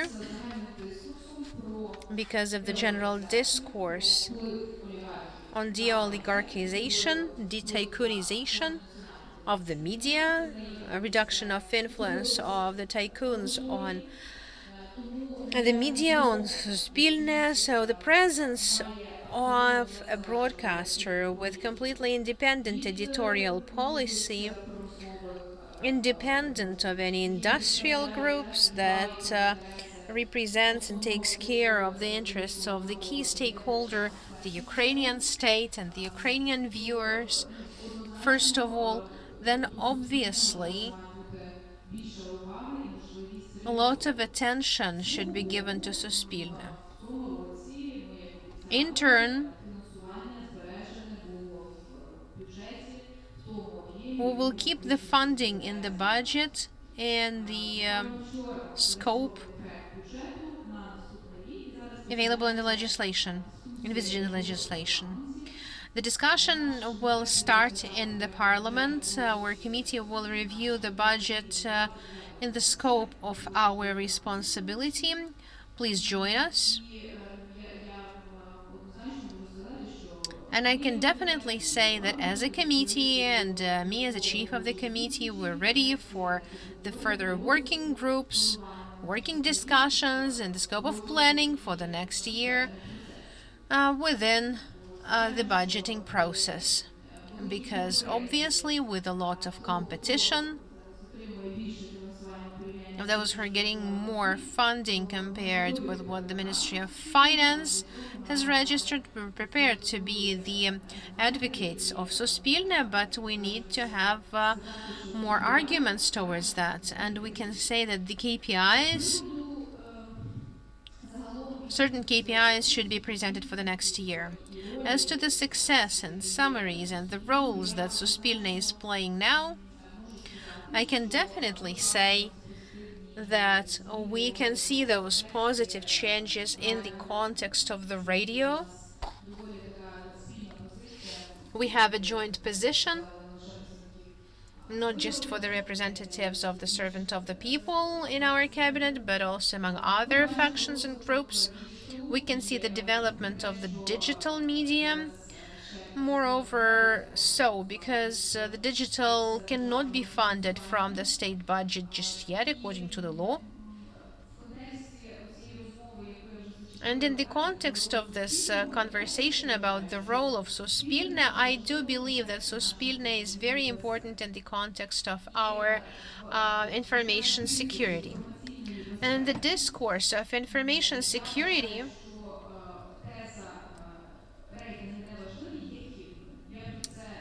I believe that the point that the ratings are useless is a wrong point.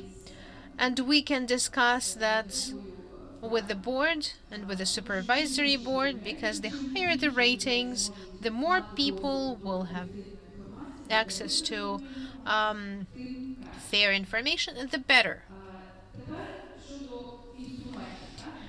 Now, regarding the tools that the public broadcaster needs. Before coming here, I spoke to the chief of the committee, who submits the proposals for the review for the parliament. I can say that in October 2576, the new draft law will provide new tools for Suspilne, and hopefully it will be submitted to the Parliament and will be reviewed in the first reading. We will definitely work together with the working group. We will keep working on it, but I see two key points in that draft law that could enhance the quality of the products published on Suspilne. First, the opportunity to order the contents from independent providers, and which could be an analog of the Ukrainian fund for those who are producing audiovisual content.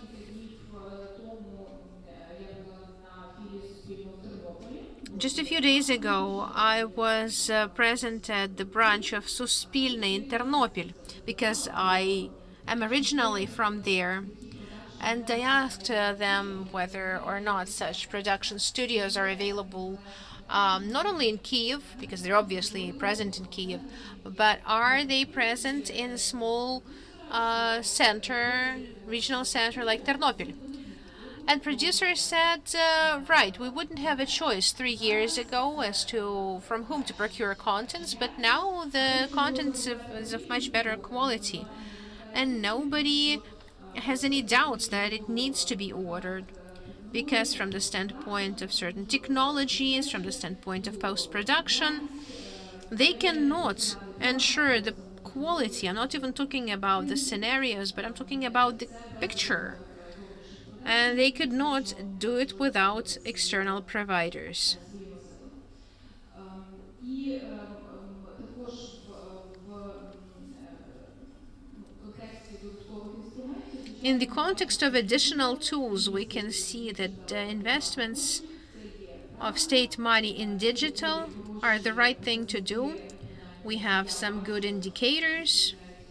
по звітам, так, що Reports 3 рази, так, corroborate the same thing. ну, і ще плюс соцмережі, тому якось Plus the social media, so it all adds up into some good figures. правильно логічно, але, звичайно, що сама ефірна мова. And we think it's the right thing to handle digital. We cannot but prioritize it. And we cannot avoid setting up KPIs on bigger coverage to make sure that traditional TV audience could watch Suspilne in the format of a TV channel as well. Thank you very much. I would like to thank you for this.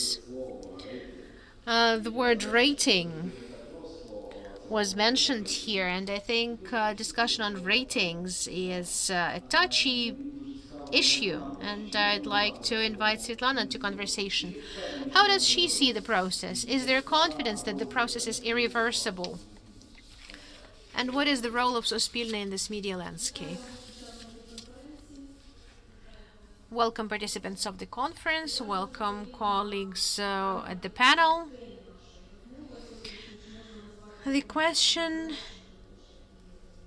in the headline of our media talk today is the reform complete?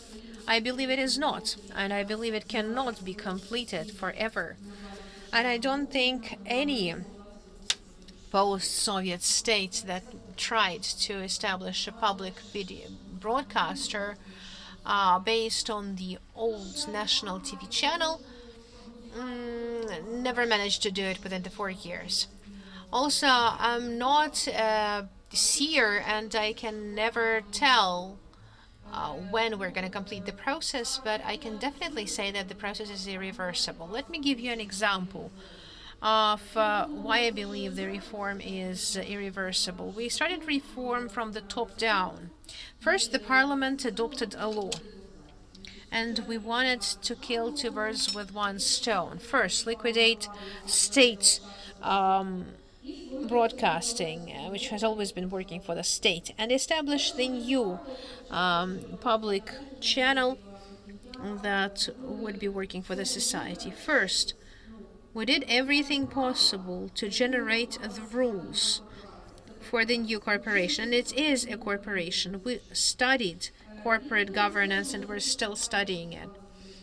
Also, we want the company to work on the same thing. It elected the first board chief, Zurab Alasania, and in 2021 it got changed and elected the new chief of the board, Mykola Chernotitsky. The competition was not appealed, so we believe the competition was fair and square. And two elections of the chief of this broadcaster are the evidence of the fact that they're not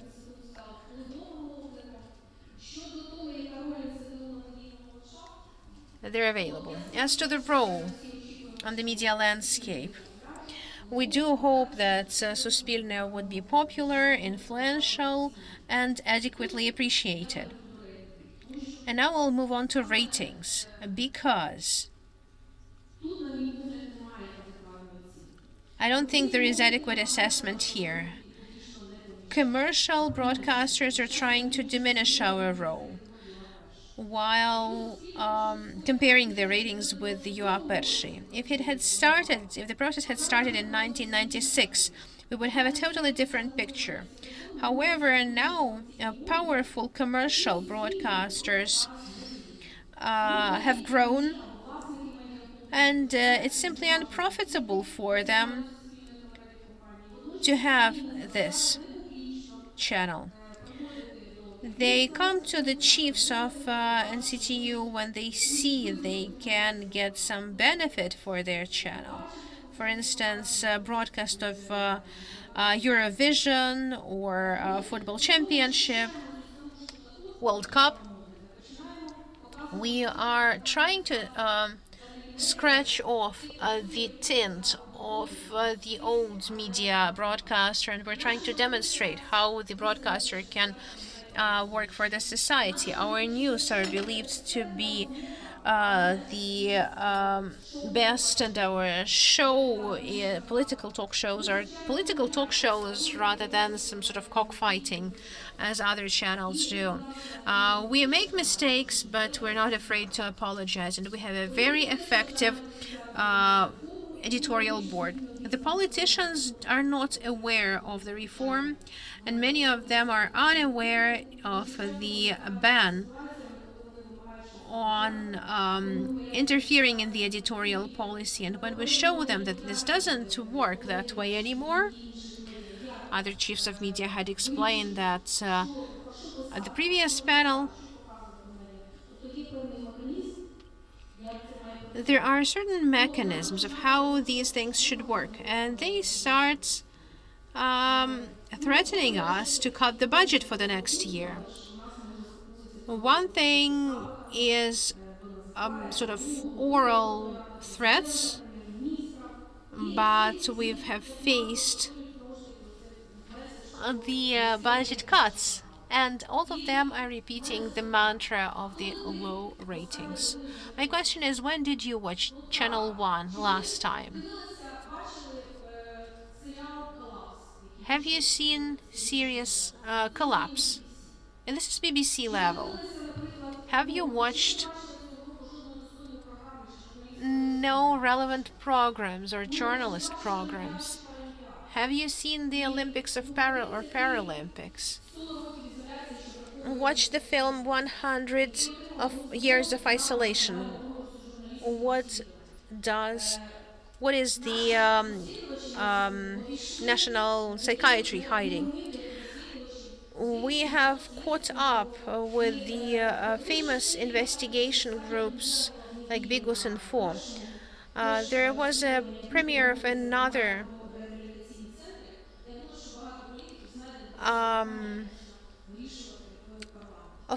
issue, another documentary. So we cannot get on the same rails as commercial TV, and ratings are important, but this is not the primary driver. Yes, we're studying the panel, the Nielsen panel, and we always monitor the progress of every project, but we cannot fully shift those concepts. Suspilne was not established to create just that. And we do have a rating. We have the rating in the regions, we have the rating in the radio. Eugenia mentioned the rating in the digital is also growing. So we cannot estimate the harvest by one tree. Thank you. Thank you, Svetlana. Dear colleagues, we are watching the cooperation of the supervisory board of the new board.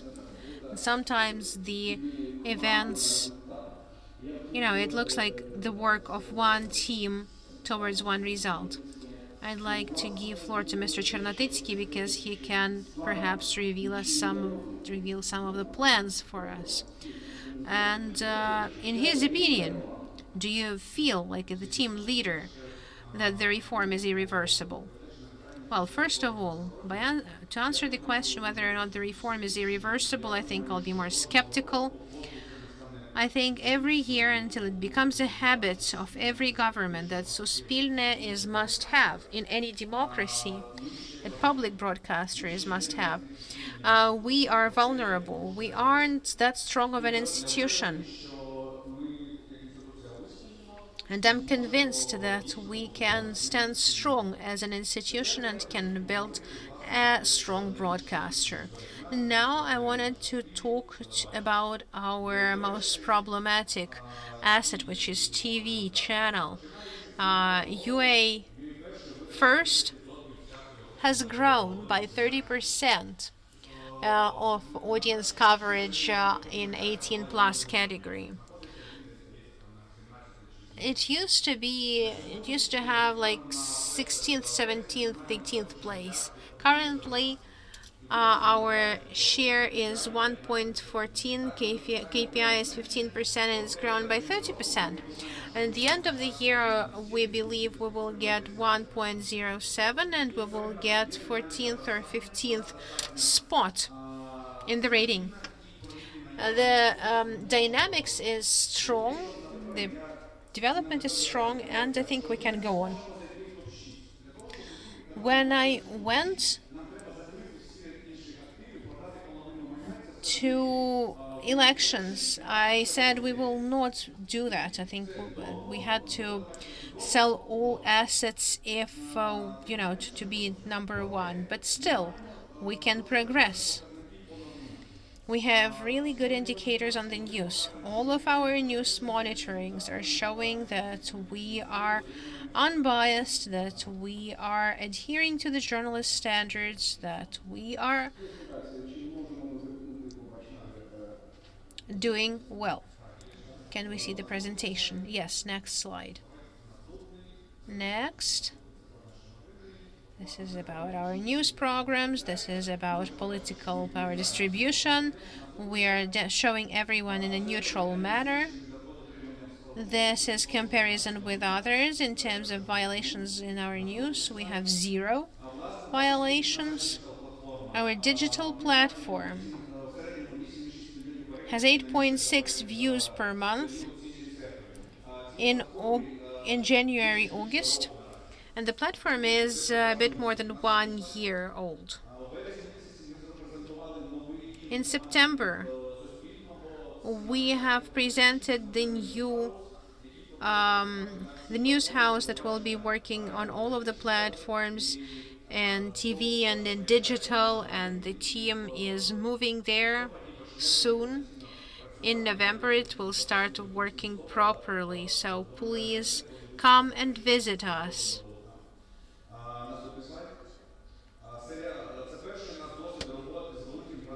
This was our first experience with large productions.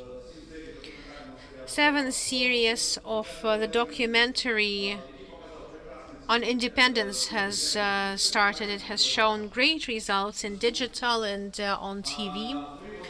Next, we're preparing more than 300 hours of new contents in the next season. First, the talk show, social show by Ivory Show Studio that is developing it for Ukrainian TV channels. These are simple problems of the simple people that we will be discussing.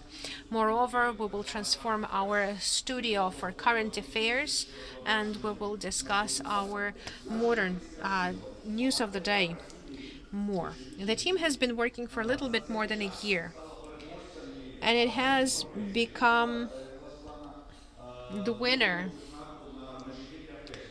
on a second award on Межигір'я Fest.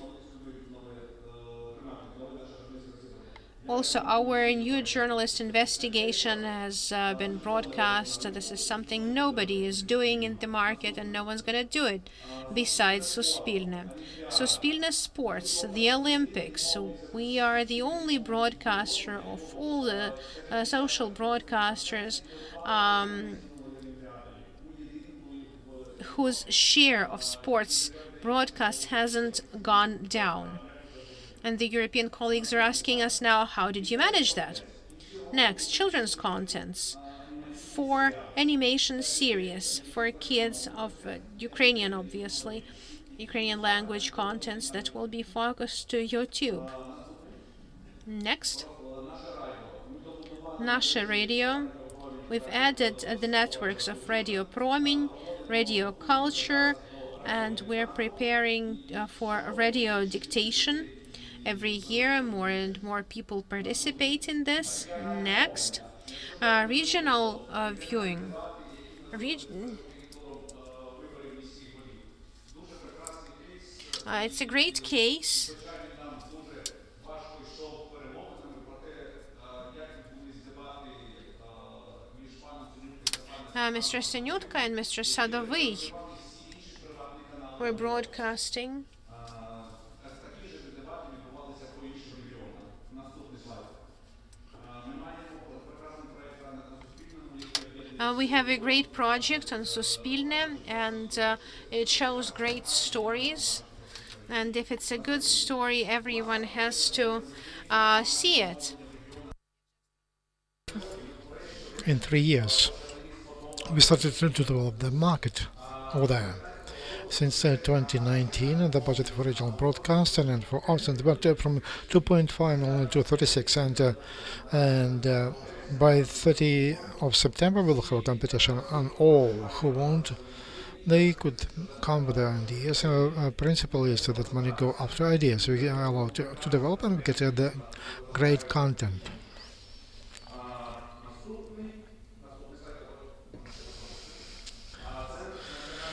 The Center of National Ethnic Minorities, and this is a small team. Nevertheless, it is they coordinate, they cooperate with many ethnic minorities, and with the content, and they came to the level of laureates of the profession. Next, our donors and the budget of public broadcast during the last 4 years, and the budget for the next year, the draft budget. So we have positive trend for growth, no doubt. At present, despite declared 2.2, we got 1.88. It's very important to mention that unfortunately in the budget for the next year, they have no capital expenditures. There is no budget which will restrain our development. Nevertheless, any budget which will less than that what we have in the budget, it will be like a trauma and will not allow to develop in the future. Thank you. Thank you, Mykola. And I know that we have, I spoke about Lviv, we have Mykola Kняжицький. Mykola, how's, do you hear us well? Very good. Yeah, the connection is very good. Mykola, in your opinion, the reform of public broadcaster, could we call it irreversible? And in your point, what's the role of a national, of this broadcaster, public broadcaster on media landscape? And what's the situation now, and how do you see it in the future? This reform is very difficult, and it depends not on the people who manage the public broadcast, not on the supervisory board, but because of the political situation in the country. We have some, as an example, we have some Eastern European countries, and those broadcasters which were independent and they were public broadcasters, so they became public. In a sense that they state-owned, but so we could lose those. There is a threat that we can use this achievement. And secondly, on the achievements, I believe that they did a lot because the public broadcast independently on the government, and the progress is very good. And I would like them to have a good budget. And it seems to me that. The society supports the broadcast, and I underline, not the government. The state budget is just the instrument to finance. So that's why the law provides a certain percentage, and there should be no influence of the government. So it's not the achievement of the government; it's the money of Ukrainian society which should go directly to the public broadcaster.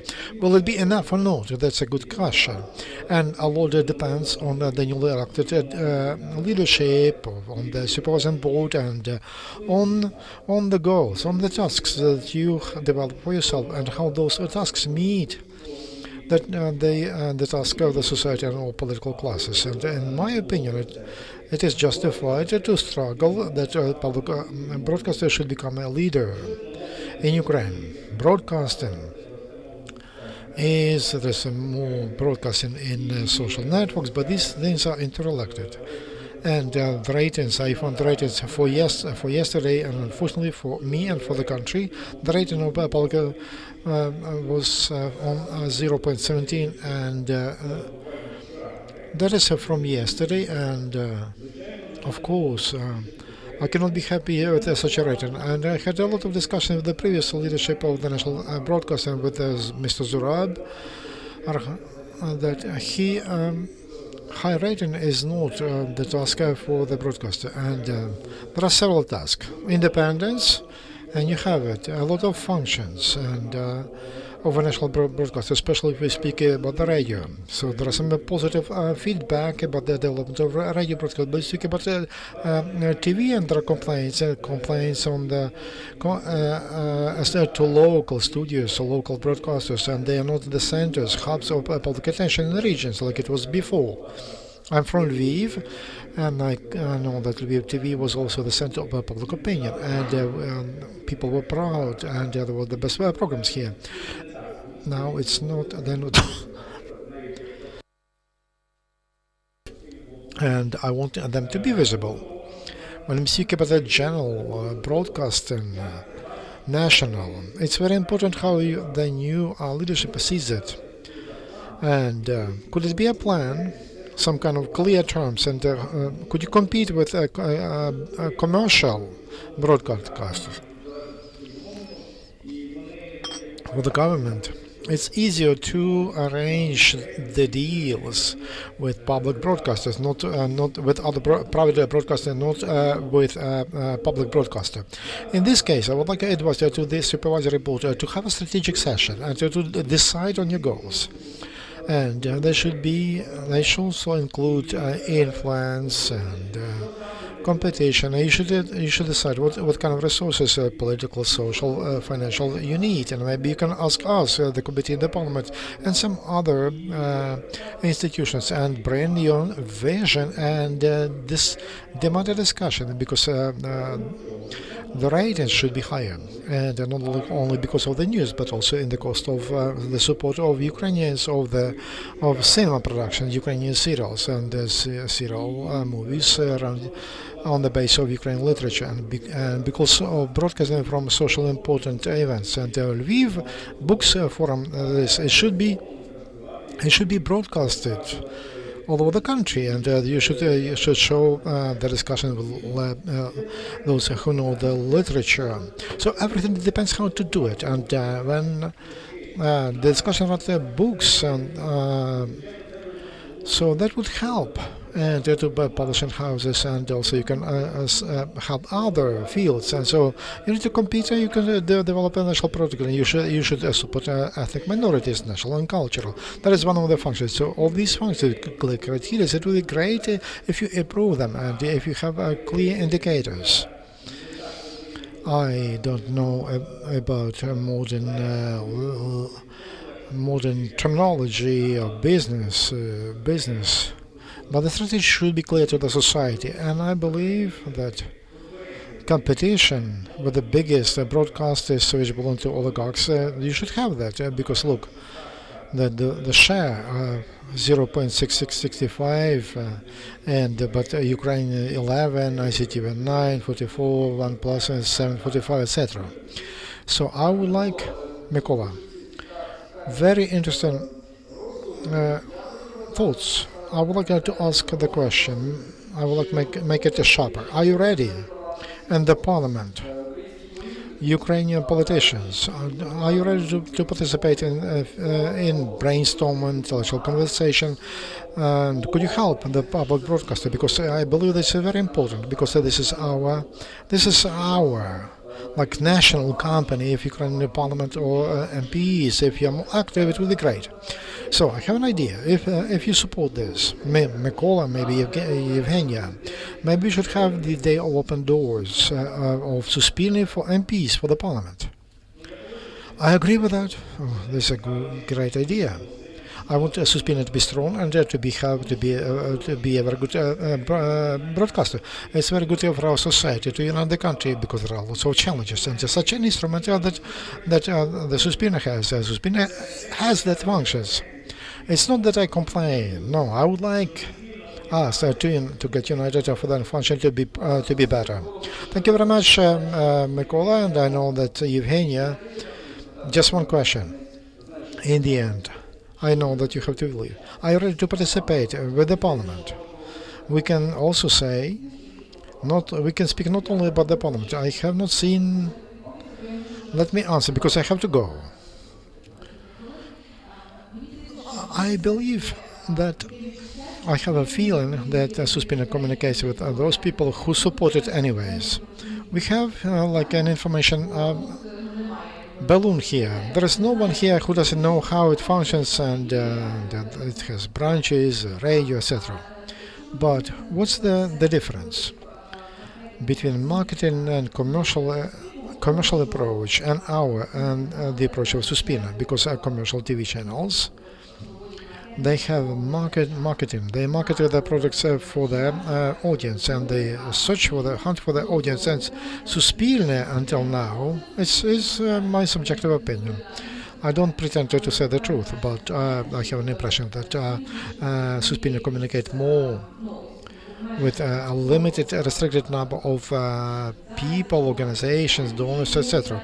Those who support it anyways, and who don't ask many questions, and sometimes the questions could be critical and quite concrete. Sometimes our president is watching Suspilne with one eye. Our president, if he's watching, probably he can watch in social networks, online broadcasting. When I am watching Suspilne, I use gadgets for that. And so I use social networks, of course, a parliamentary committee and our chair of the committee. He's from media, from TV. I'm also from media. In the past, my first job, and it was UT1. And you remember that I wanted to be a student, and also I was working for UT1. And it's just an additional information. Thank you very much, Evgenia. I would like to ask our people from the government and the representative from the ministry, from culture and information policy, Taras. In your opinion, is reform of the Suspina, could we call it? Could we take it as irreversible? Thank you for your question. I have a special attitude to the term irreversible in the context of reforms because I don't like this term, this word. And the discussion about the reform that is unretrievable, unreversible, I believe it's not correct, and maybe it can hurt even. It's not about public broadcast, but not about Suspina, but in general. I hold the position that we should not think about a reform as such which is unreversible. We should be always ready to any turn. As a citizen, I speak more as a citizen, not as a person from the government, because an opinion about reversibility, what does it mean? That we should relax and we should move, and we should not speak about it anymore. Everything is changing in the world. That's why the changes and reforms could be in anything. And as experience of other countries shows that the reforms are not, or changes are not for the better. Because there are many examples where people thought it's irreversible, and then they missed their turn. So maybe it sounds very pessimistic, but this is an approach. And I spoke about this when I was working for the initial package of reforms. There is nothing irreversible. Even if it is, so it's better not to believe it. We should prepare for anything. We should work, we should put efforts.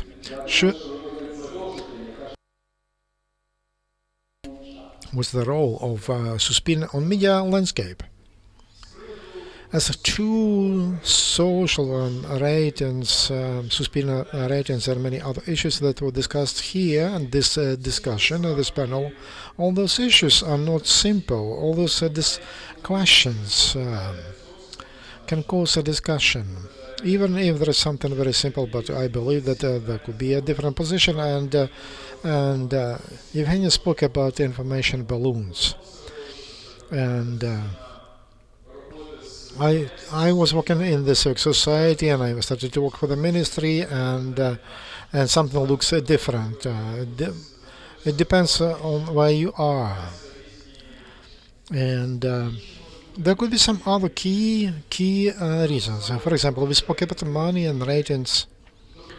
And for example, when when we speak about you, just imagine that your position, you are you are a manager of Suspirna, and you approve a decision of spending 4 million euro to buy TV license for to broadcast soccer from Europe. That money can give you a better rating, though the rating of the TV channel with others is lower. But from the point of view of the position of the TV channel is profitable because it will pull up other programs, and also you'll never get that money back from the advertisement. Just imagine that your position from the point of view of citizens, and you want the money to be spent efficiently. So there is alternative. Those 4 million euro will be paid from the money of taxpayers. So as a result, what do people get? Just a chance to watch a soccer match, and but a private TV channel for the money which they get from the advertisement, they will buy those rights without any budget spendings, and citizens will have a chance to watch the same soccer match free of charge. I don't state that the decision is clear here. No, I say that there could be different emphasis. From the point of view of MPs, they represent the ministry, and that MPs have a lot of questions.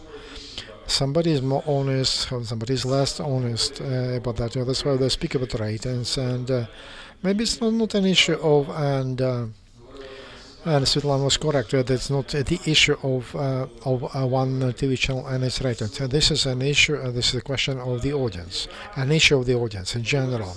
The role of Suspirna, of the public broadcast, I believe it should be a source of independent news and information for maximum number of citizens. So no doubt that the question or the issue, how many people are using the question, how many people are using this information, and how many of them are watching news, it's extremely important from the point of view of paying taxpayers' money. So, and when I speak about the budget of Suspilna, it's not correct to compare what they get from the state budget with the whole budget of Suspina, because these are different issues, because they also get money from advertisement, which is allowed, but the share is very small. And but we speak about the budget in general. We should speak about all the revenues, and we should show that the part from the government they get from the government is only 96%. The issue is complex, and a share which of a lot of many countries they don't allow advertisement on public broadcasting companies, but here they have that chance. They allowed to do that. The reform was it successful when they would develop the draft law, and when they worked on political decisions, and when they decided on problems and how to solve those problems, and then implementation and assessment. I thought about the key problems that should be resolved, and in my opinion, one is resolved, and but the other one is resolved only partially. Two problems was such. Within the old TV broadcasting and taxpayers' monies, the state TV and radio, they delivered the most dirty manipulative information about politicians during elections, etc. So there was then commercial TV channels, so they resolved this problem. They don't have it anymore. The second point may be more ambitious, to provide citizens with quality, objective information, which includes not only proposals, but real consumption. Not only what they offer. And We see very good dynamics, but these are numbers. They don't allow you to get proud, and there are a lot of challenges. But there's dynamic. Maybe it is not as successful. Being as a member of the supervisory board from the very beginning, I wanted to see emphasis on information and super news, and and they didn't have a lot of them at the very beginning. And to conclude, I'd like to tell you a story, or as an example from life, which I read in Facebook from Mr. Amerin.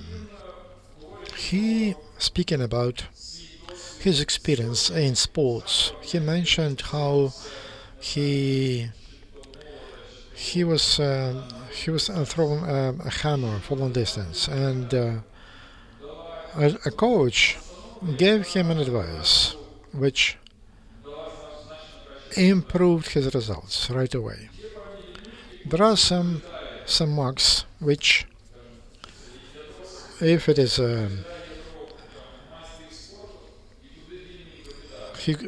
two he could lance, and also there was a goal.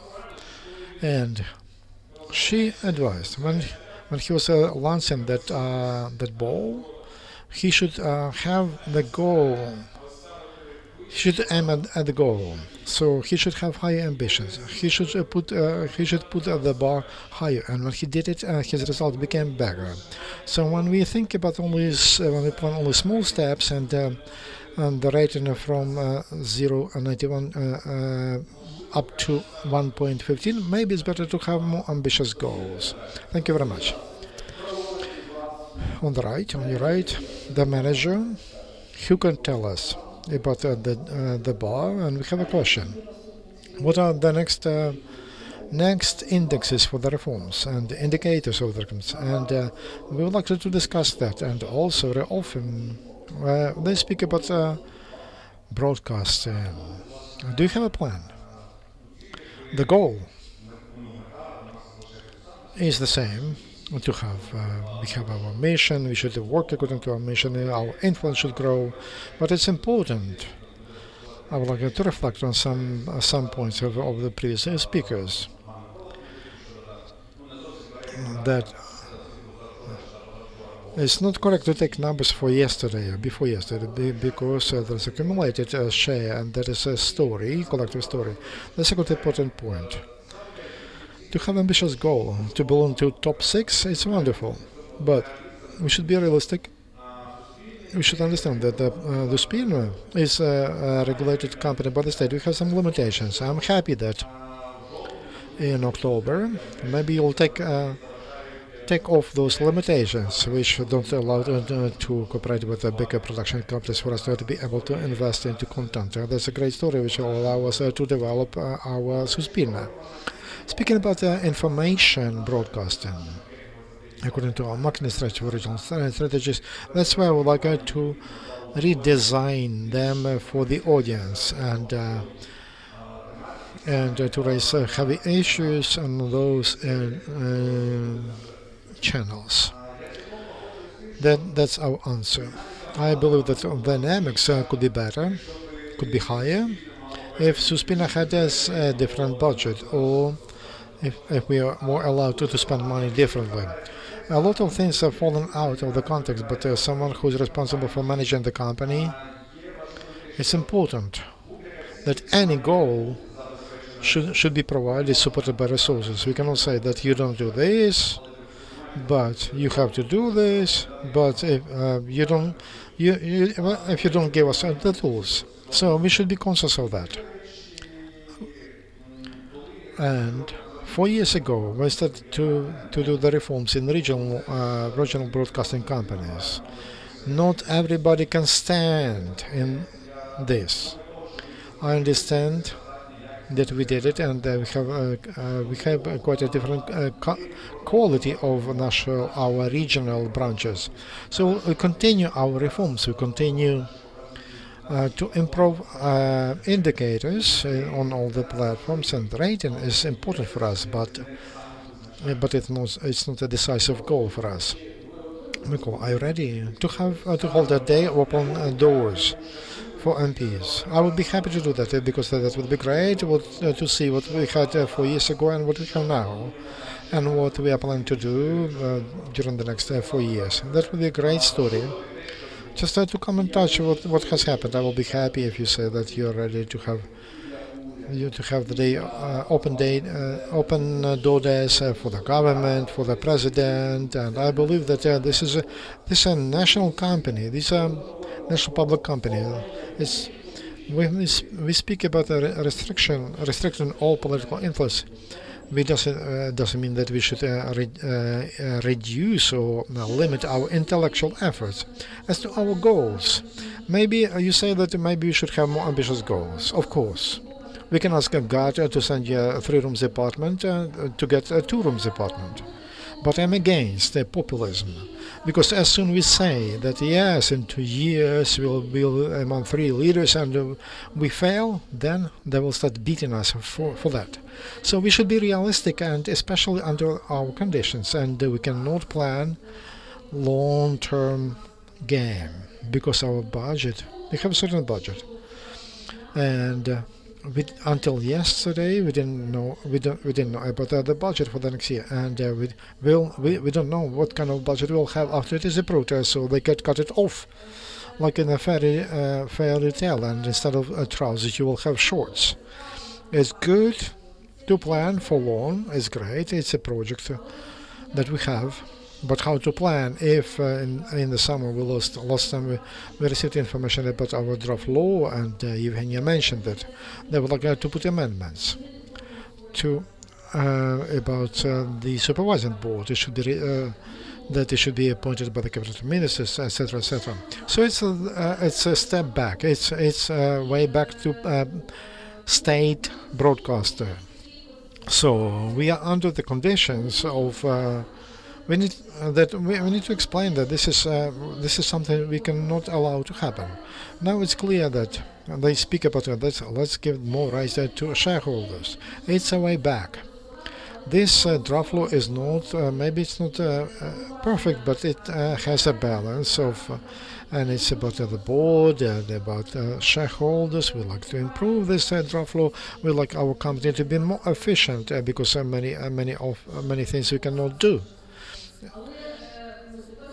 But now we support this draft law, and there are some main messages. I can mention them, and we would like to have some amendments. But we are afraid that could put such amendments which will hurt the independence of the company. So we have goals, of course. We need time and resources.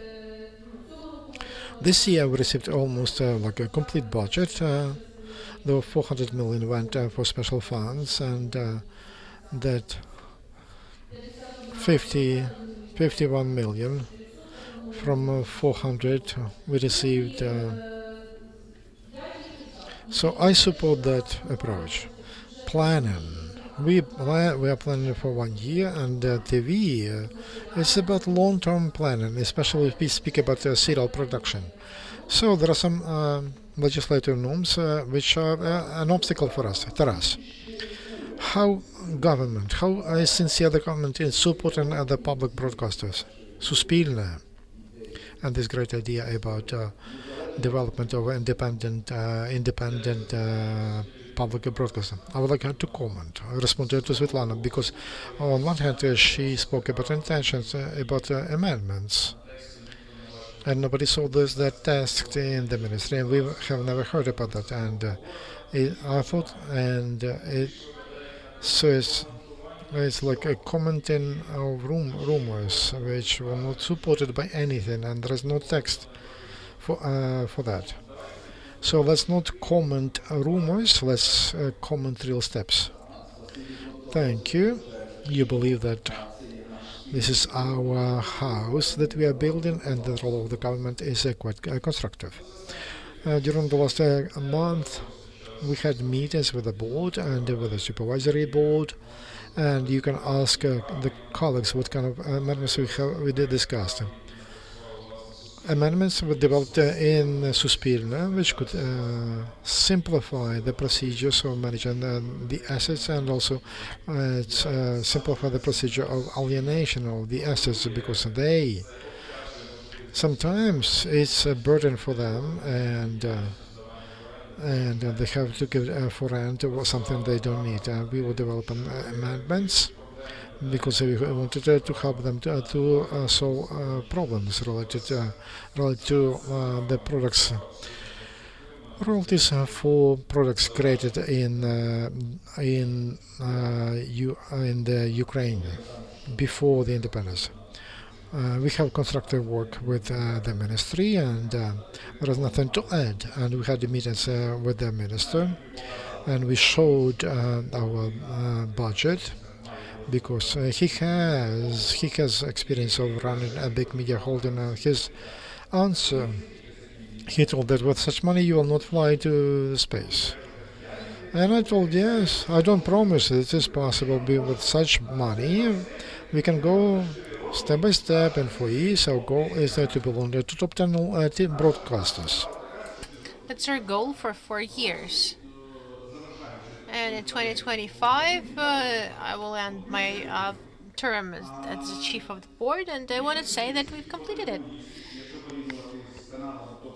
And if we compare it with top six, with budgets of top six channels and this managerial reporting available of the media group Ukraine, and you can see their budgets, and you can see that just one budget of one channel of theirs is comparable with Suspilne, and in other property, non-line property, we have complete understanding with the ministry on that.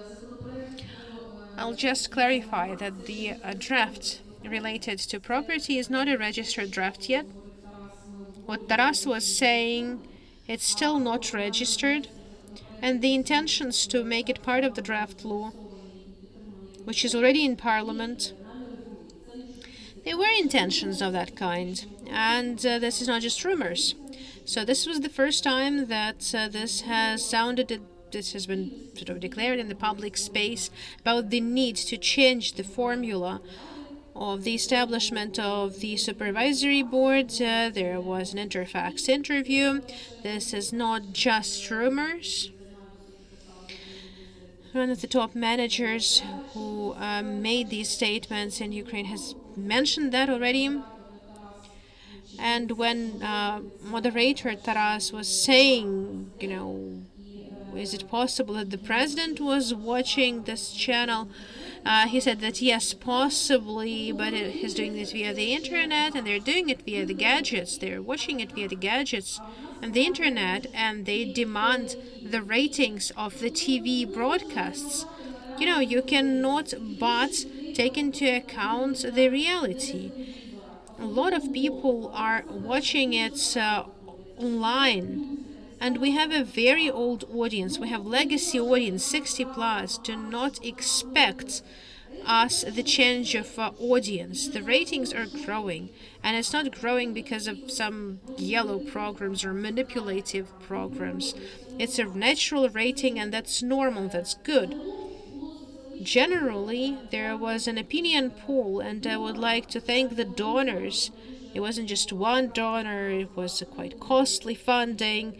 We had 3 donors. Internews had helped us, Swedish SIDA helped us, the Council of Europe has helped us to make a huge study at the end of last year. It was done for the second time, 2017. We've done it in the beginnings, and now we can review figures. The audience was changed. 14 million, 16 million audience has changed. People who are getting the information from UA1, from the radio, and from regional broadcasters. This is 1/3 of the country, so don't downplay our role on the regular basis.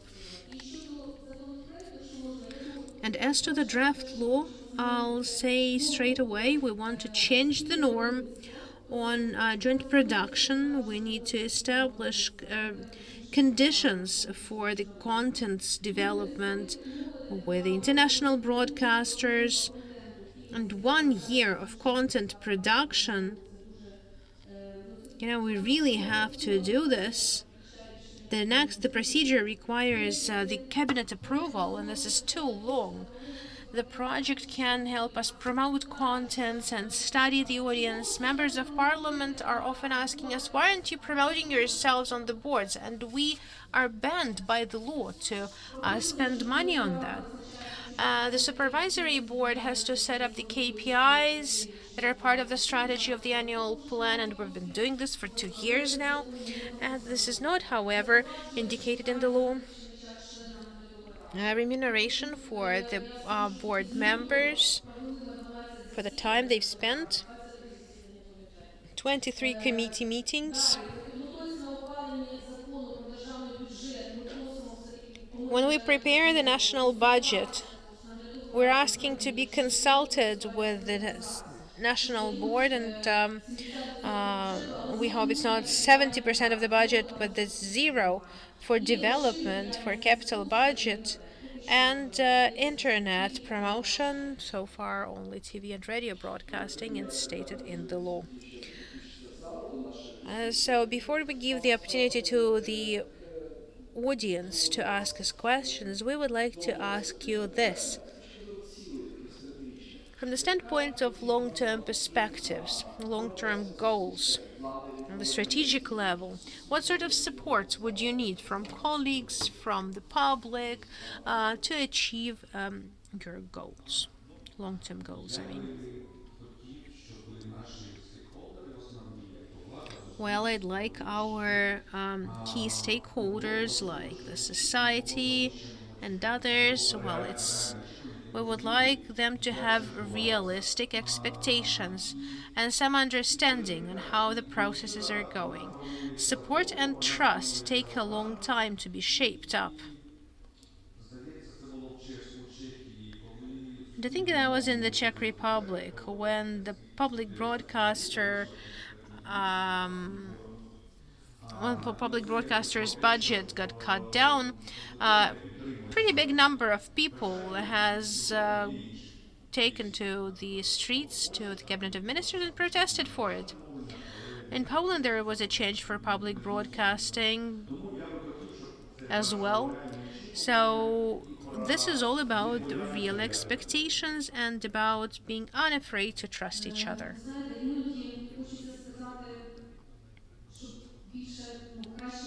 Sometimes we want to see, don't make obstacles for us, because the conditions are very different and the expectations are very different. Some people are saying, shut down all branches, etc. But as soon as you cut down the number of members, the editorial office, there's lots of complaints rushing towards you.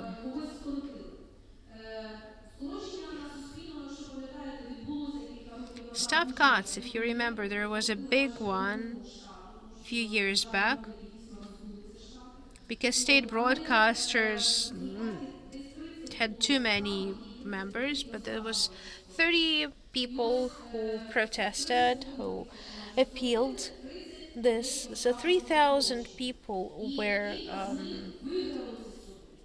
made redundant, and only 30 of them appealed this in court, and only a few of them have won the cases. And there's still so much publications that they've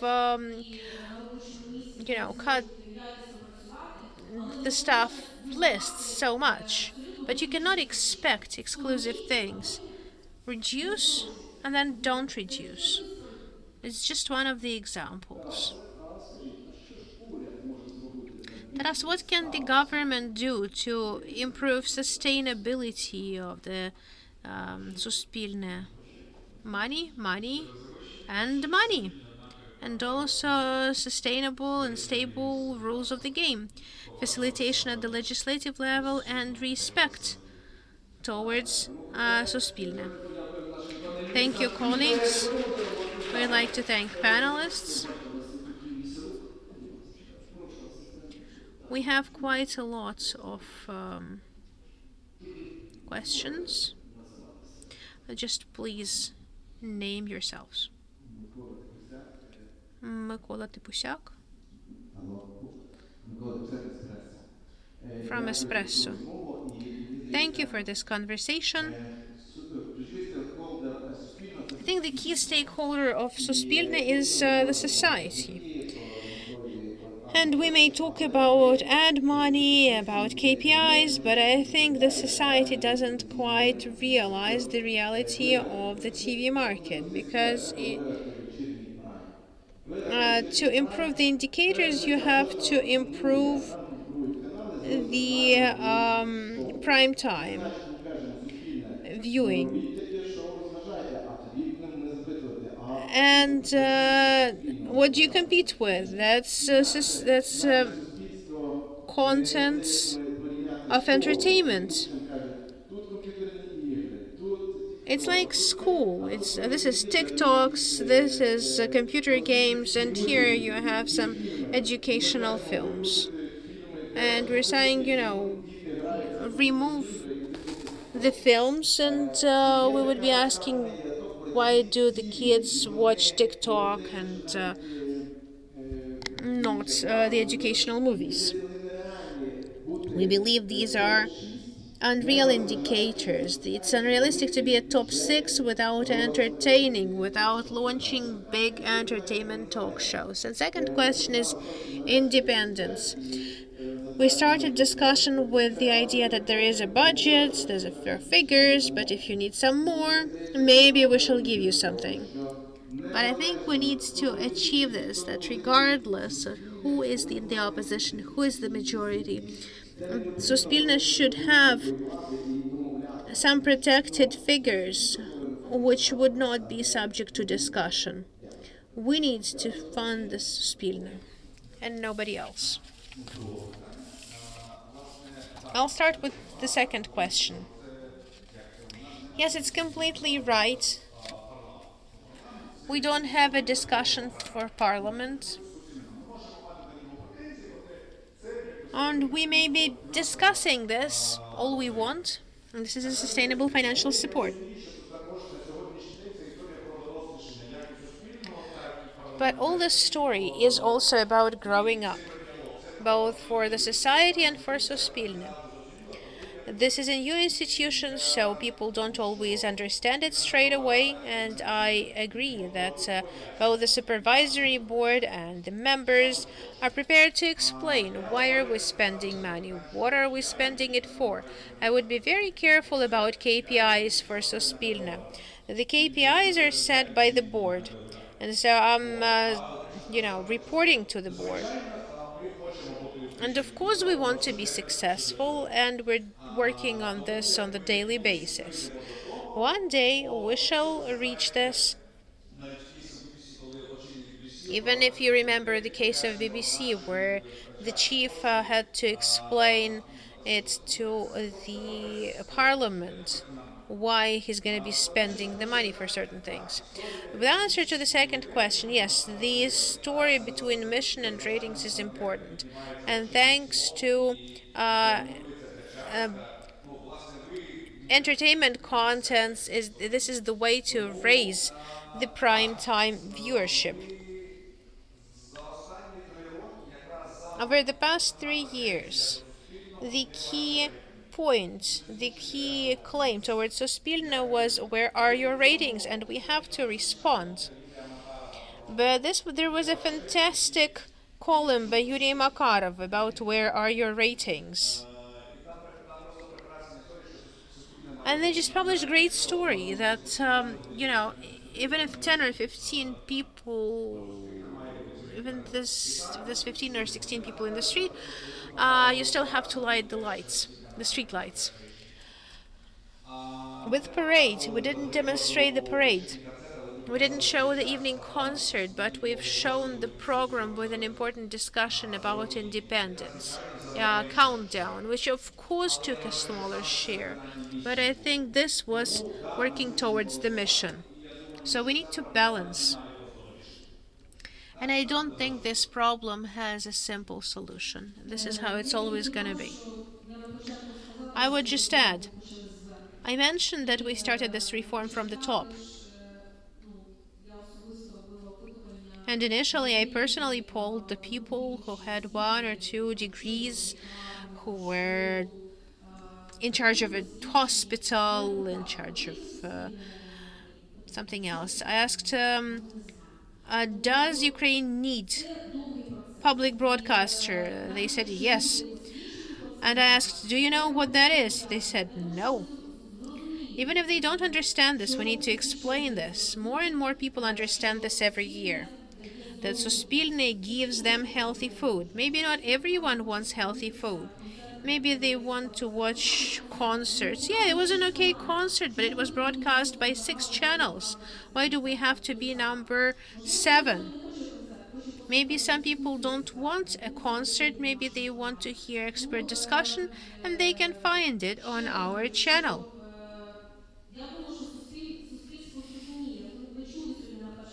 I think the society would understand. At the first lecture, professor was saying that we have a total distrust in the society of everyone versus everyone. So we have lots of because we have lots of media and lots of imitations of the media. The society keeps thinking, the people keep thinking that someone's trying to mess with them. But Suspilna wouldn't mess. Okay, we had 2 questions. Mykola, would you like to join? Yes, I remember the second question. Yes, we have protected budget articles. We've set certain percentage, but the government doesn't always fulfill it. Secondly, we're talking about the vision.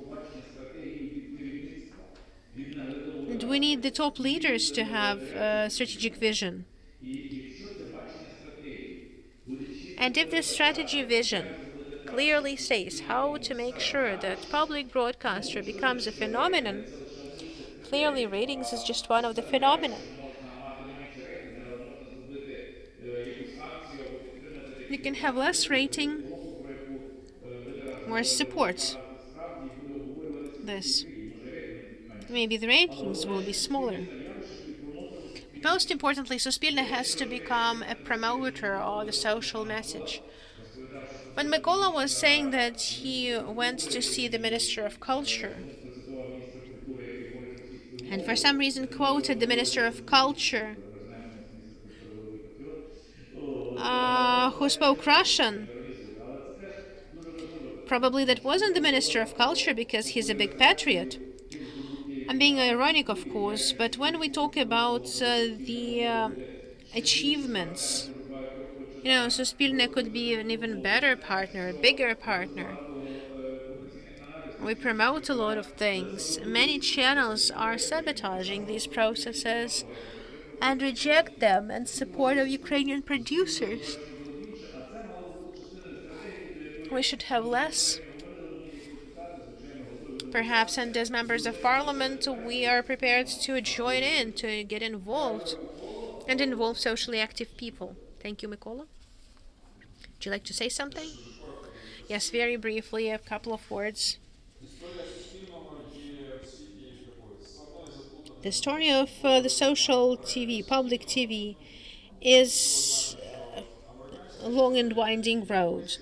We know that the American history and the European history is very different. The Ukrainian history is different from all of them.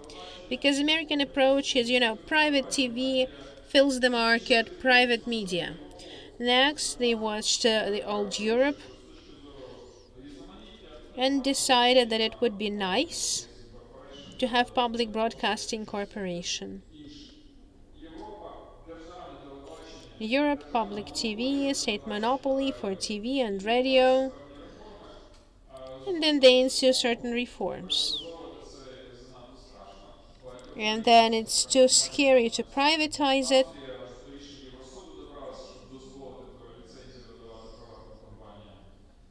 Germany was seeking private licenses in Austria. Do you know when the French TV has become public or Swedish state TV became public? We know that it was 2017 with us. What about then? It has never been like that. The reform, we got confused in the reforms. It's public. The lawyers know that there's public law and private law. And this is public. So we first translated it as societal.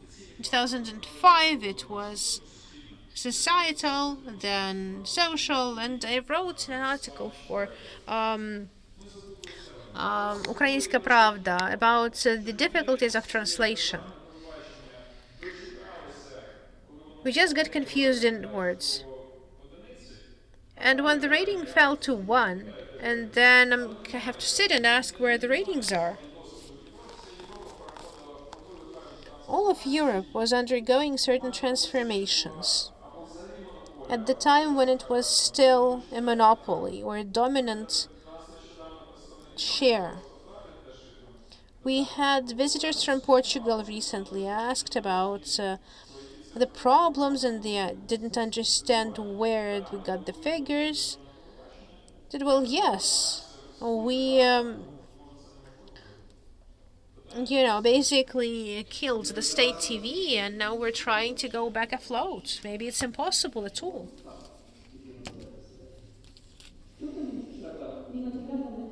Nina Kuryata, media expert, Writers Foundation. I would like to thank Svetlana for her sincerity.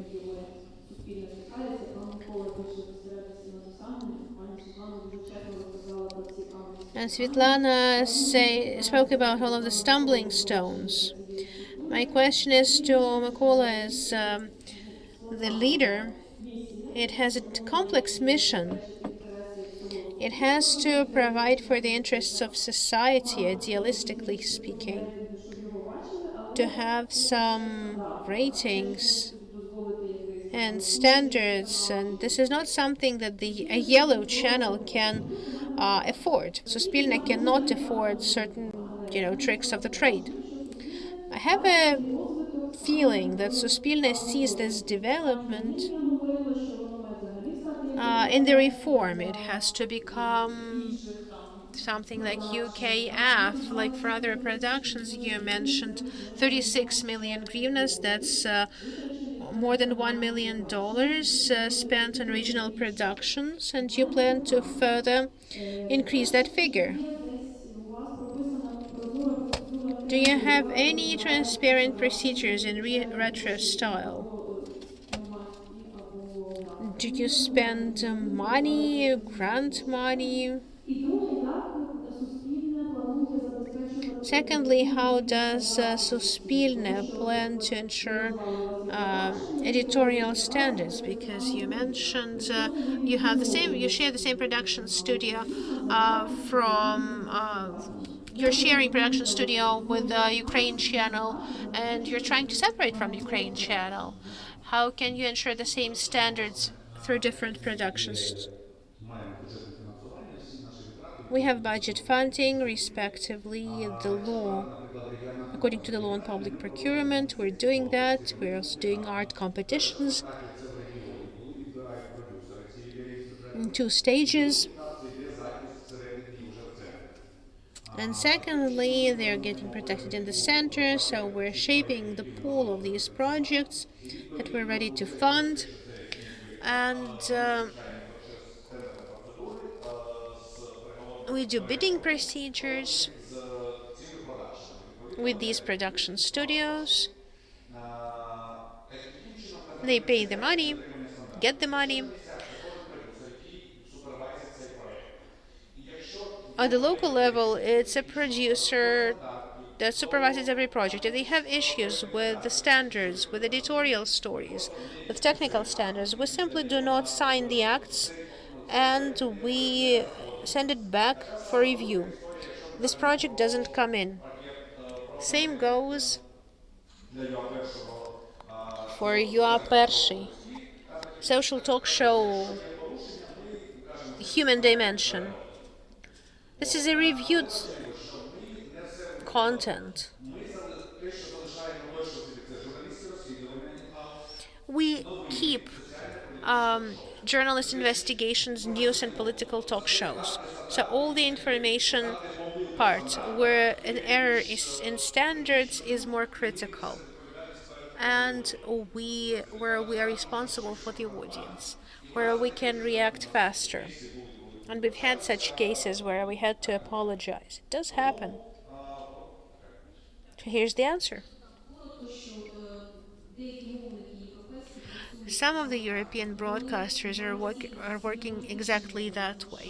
So they leave public production in-house and they leave the programs to outsourcing. But all of these programs have to respond to the mission of public broadcaster. This is what the draft is saying. Also, it's important to film large projects, entertainment projects. And at the moment, we don't have human resources or technical resources. And if we want to build big production in-house, this will take time and investment. So it's easier for us to give it to production market, among other things.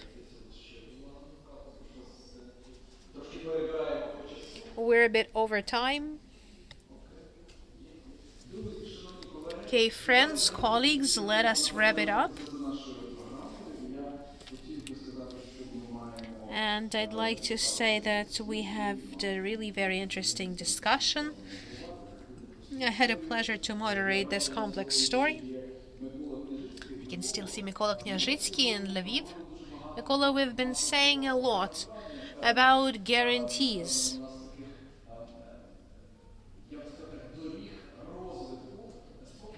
For the tracks of progress for Suspilne.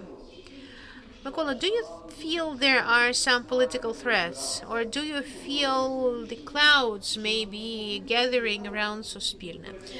We want to be able to walk out of this room and be confident that we have parliamentary protection and public protection. Yes, I do feel threats. Even the changes in the latest legislation on the structure of property, on the transformation of the role of state in management of the enterprise of Suspilne, because it's basically an enterprise, it's just that it's a public enterprise, it already is a threat. There are constant attempts of the ruling circles to do this, and I can speak about this openly, and we're discussing this with members of the board, and we're doing everything to protect against those attempts to strip Suspilne of independence are ongoing. And the ratings aren't high, but I believe that Suspilne hardly affects social projects. It's not so bad. So I'd like to be able to influence this, and I hope that the board and the supervisory board can strive for this independence. But yes, the threats are going to be there, and our state is not purely democratic, and we need to have support of NGOs and international donors, and I think achieving this is our biggest achievement. Yes, Mykola, this was a great pleasure for me and great honor for me to moderate this discussion, because this talk is the talk about the future of the Ukrainian democracy. And commonality is the foundation. We do have a hand raised. Last question. Thank you. I want to introduce myself. A few words about threats, because we haven't talked about it. Suspilne works just like Espresso works on the TV market. And we're talking about ratings, but we're not saying that the system of ratings in this market is based on the fact that ITC was built by technical groups, is ordering these ratings.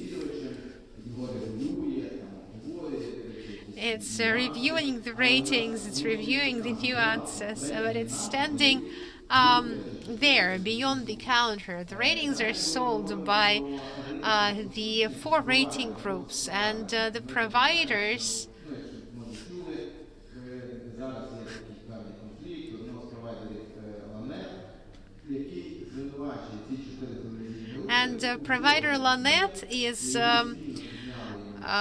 providing this, and they jointly raised the price, jointly left, and together with providers, they're also booking not only the price but also the place in their cable networks. And lastly, the advertising rating. We said, okay, let's do this. But the advertising market, you know, Теж це не секрет, є альянс конtra альянс, є знижка за спліт, є there's alliance counter alliance. припущення реклами поза сплітом. Ці всі речі впливають And there's the split, and there's other options beyond split, but Suspilne has taken on this function of invigoration of the market, and the anti-monopoly committee keeps saying, okay, we have reviewed this and it's unclear and it's not our question.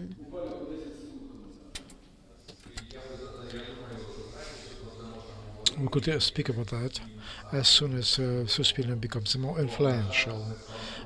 Unfortunately, we have to take into consideration all external factors on the market, and I understand that there are some claims to this panel. There is something to discuss. Dear colleagues, we are behind the schedule, and I'm very happy we had such a very subject-oriented discussion and very clear.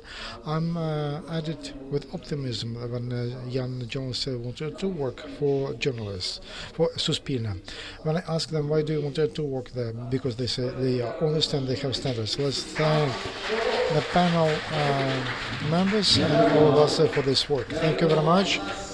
Thank you very much. We have a small 15 minutes coffee break, and then we'll have a number of important presentations about the index of media literacy index and about the level of freedom of speech, and that was ABC of vaccination from disinformation or fakes. All of that you will get in 15 minutes.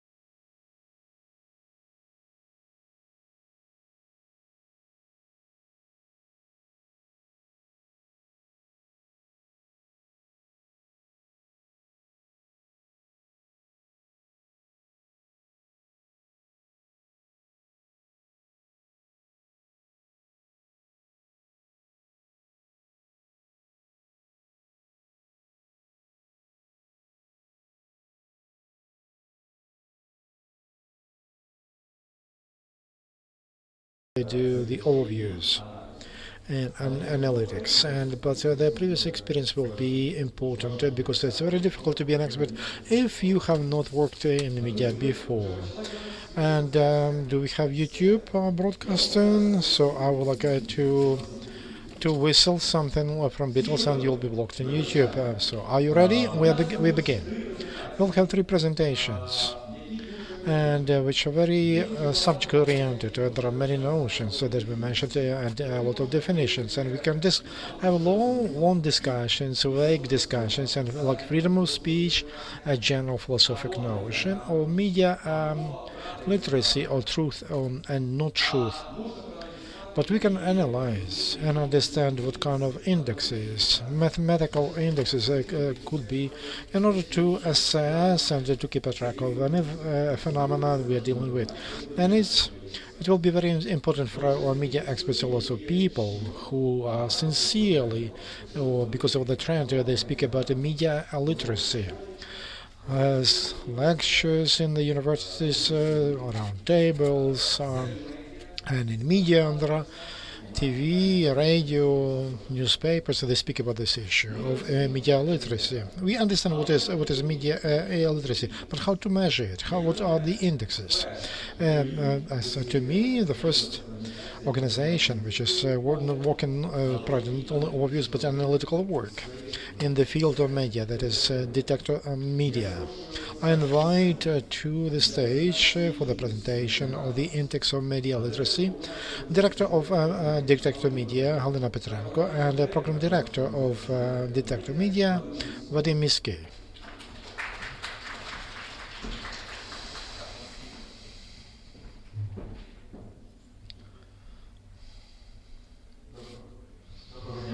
Good afternoon, dear colleagues.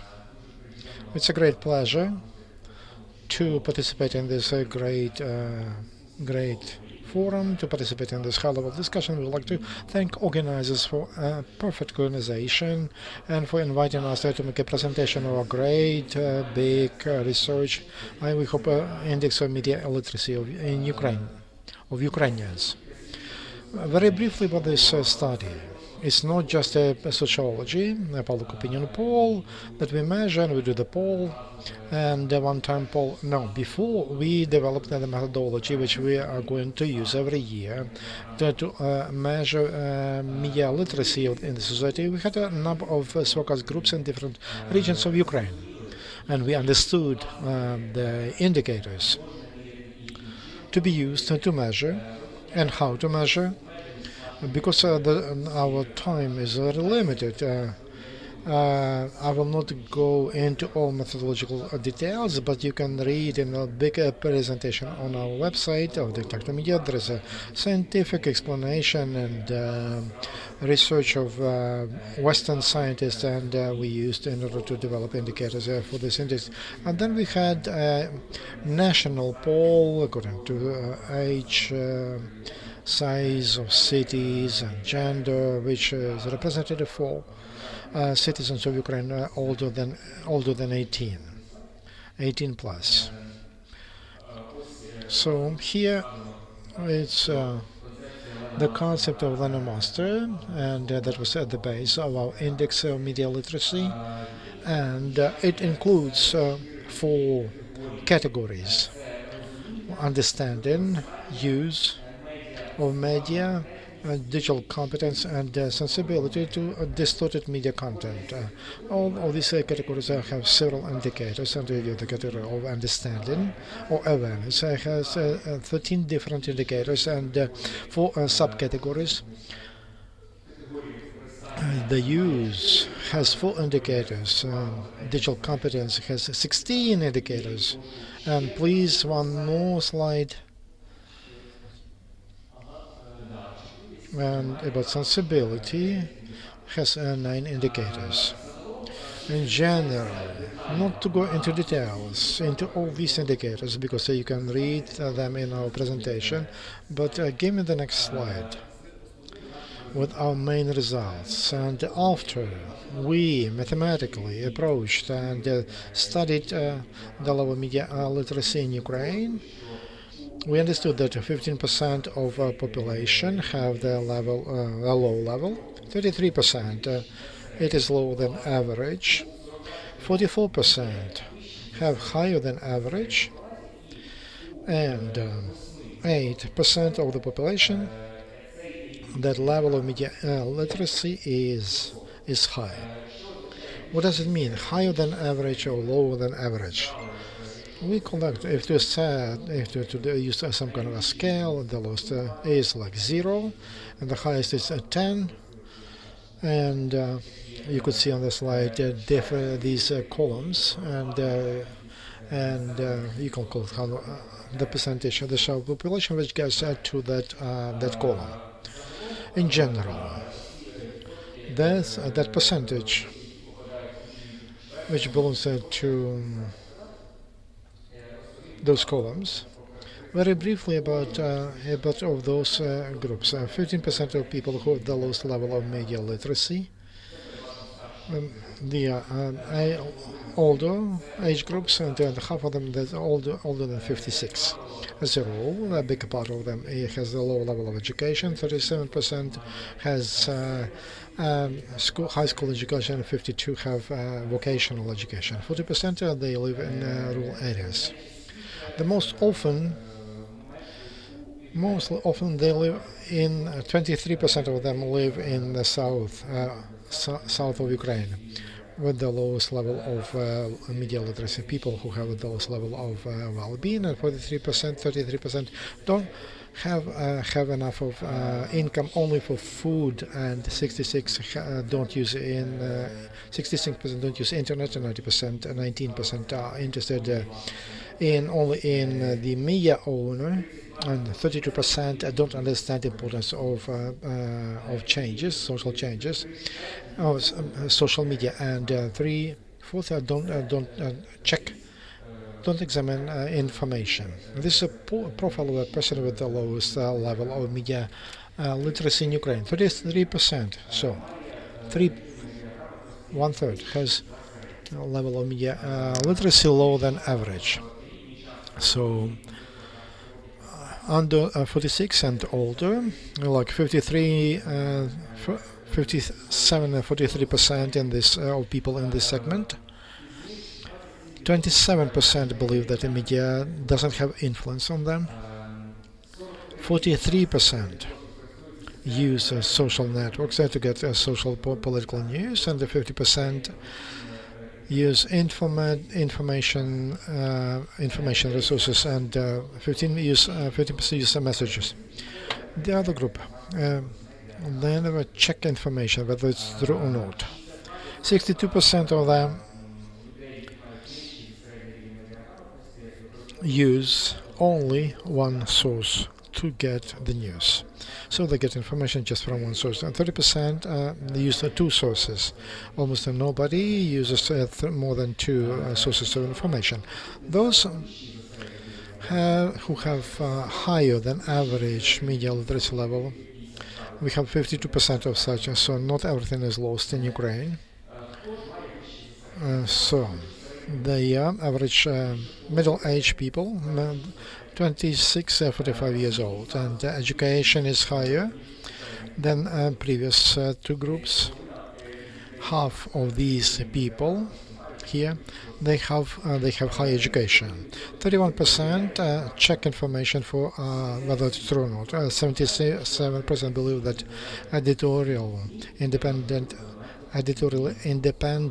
media are very important. So the attitude to media is changing, and they're working on information, and this is an indicator whether people have media literacy. The highest level of media literacy, those 8%.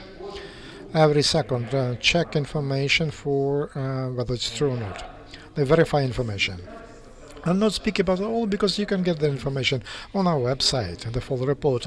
But give me the next slide, which shows a general breakdown, not of those four groups, but the general numbers and general statistics. Look, the breakdown by gender. Men Man, as our study shows, this is sociology representative of the level of media literacy depends on gender, age, and education. Part of men with high level of media literacy is 2 times higher than among women, 11% and 6% accordingly. It shows that that's a gap where we need to put more efforts. Also, it's quite predictable that youth have the level from 18 to 25. They have higher level of media literacy, and it's because they use digital technologies, and the low level among older people because the low education, the low level of media literacy, for example, among respondents with high school education, the part of people with the index which is lower and lower than the average, that is 63%. But among those who have full and not complete or not complete education, that is on the level of 30%.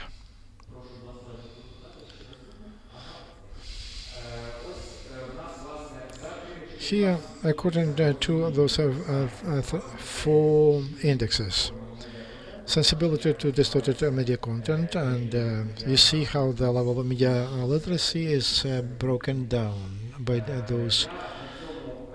I now will give the floor to Halina, who will tell you about what to do with this, how to deal with this. In the context of our discussion, thank you, Vadim. Yes. To calculate that index of media literacy, we asked a lot of questions. And I wanted to single out some answers to some of those questions, just to reflect on what we discussed today during this forum by the eyes of our audience, because we spoke about how we see ourselves in media, or how we see our audience. But now I will tell you how our audience sees us, how they perceive us. It's interesting that people, the same people, there are 25% believe that no influence, there is no influence to media, and 24 believe that there is a big influence of media on them. So the same amount of people. 36% of respondents believe that media influence on their assessment of social political situation. Every third state that the emotions with certain content are changing. 31% believe that media form the agenda. 27% believe that media influence on attitude to public personalities, and 24% believe that media has influence on political choice, and 90% believe that media influence on choosing services and goods. You know, our people have an opinion how media choose topics and to write about. 39% believe in the best of us. They believe that we choose those topics because they are important. 33% believe that we write about something because our owners of media outlets are interested in that. 32% speak about social importance. 29% believe that we run after sensations, and 29% believe that we respond to know personalities, politicians, celebrities, etc. It's interesting that 59% are not interested in information on who is an owner of media outlets. 34% believe that it's very important or a bit important. About public about Suspina, I wanted to say 60% of our people, that's a good news. They underline the importance of Suspilna. 68% of people believe that Suspilna is important. Why? Because it works for the interest of the whole society, but not because of the owner. That's the most popular answer. 32% believe, and also because Suspilna covers issues which are not interesting to commercial media, like cultural events, because they're not interested in manipulation. But 24% of people are not interested in Suspilna, and because they don't trust anything. They believe that Media in Ukraine cannot be independent at all. But they're surprised. 68%, as I told you, believe that Suspilna is important, but only 35% know that we have Suspilna and or we have public broadcasters in Ukraine. 31% believe that we don't have them, and 1/3 doesn't know how to answer this question. As minimum, it is important to win. So this is a very good advertisement for our Suspilna. One more stroke. That one more feature that the most popular is a source of information. Those that comes out from national TV channels, and they are commercial. Their popularity is falling down, and according to more than a half. As I remember times when it was their popularity was on the low 90%. On the second place, we have social networks, and their influence is, and they mention more and more. But if we speak about the different types of social media, so Telegram, which we mentioned many times here, is in the end of popularity among people, and it never went higher than 10%. But a Telegram channel, which we complained, they have influence on us, and then through us they have influence on the audience. Thank you. Thank you. Let's applaud. This is just a very short information, which is important, and you have a presentation. You have only presentation without question. We have only presentations right now. Thank you very much. I'm sure that on the sites as non-detector media, people can read about all of that and they can analyze that. By the way, there are a lot of people here who are working in analytics or media. They are experts, and sometimes, don't you think that it would be important to analyze and to question, to study? It can improve even our media literacy. Just imagine that some association of has Apple. Do we need bakeries in cities which have different level of ownership? So maybe it would be interesting to people. In Italy, nobody says that they're public. They say Rai, and we are watching Rai, and that's it. Our academy. From Academy of Ukrainian Press, and so they are running for the train. So that is ABC vaccination, how resilience to disinformation. Manager of from Academy of Ukrainian Press, Oksana Voloshenyuk, and expert Ruslan Shalamov. Let's applaud to them. This is ABC vaccination from A to Z of resilience to disinformation. Good evening, dear colleagues. Good afternoon. Thank you very much for the opportunity to speak to this audience. And I would like to say from the very beginning, when a month ago with Ruslan and our colleagues, we started the project ABC vaccination from A to Z, and media program of Ukraine supported us. And I was afraid that in September we would have nothing to do. But today, when I read a news from the Ministry of Education and Science, and which not surprised me, but which made me sad, because it says that 45% of teachers who they are vaccinated. Unfortunately, there is a lot of work. There will be a lot of work until the end of the project. Why are we here with the project, which is for, first of all, for education, for teachers? It's because it's about multi-level, 10-level methodological set to the banking of information on vaccination. But the encouragement came from media content, from media information, and on how political and scientific news are distorted. This project didn't. It was not just a reaction to the situation of vaccination in Ukraine a year and a half ago because of the media program of Ukraine, together with our partners Internews Ukraine. The topic of on pandemics.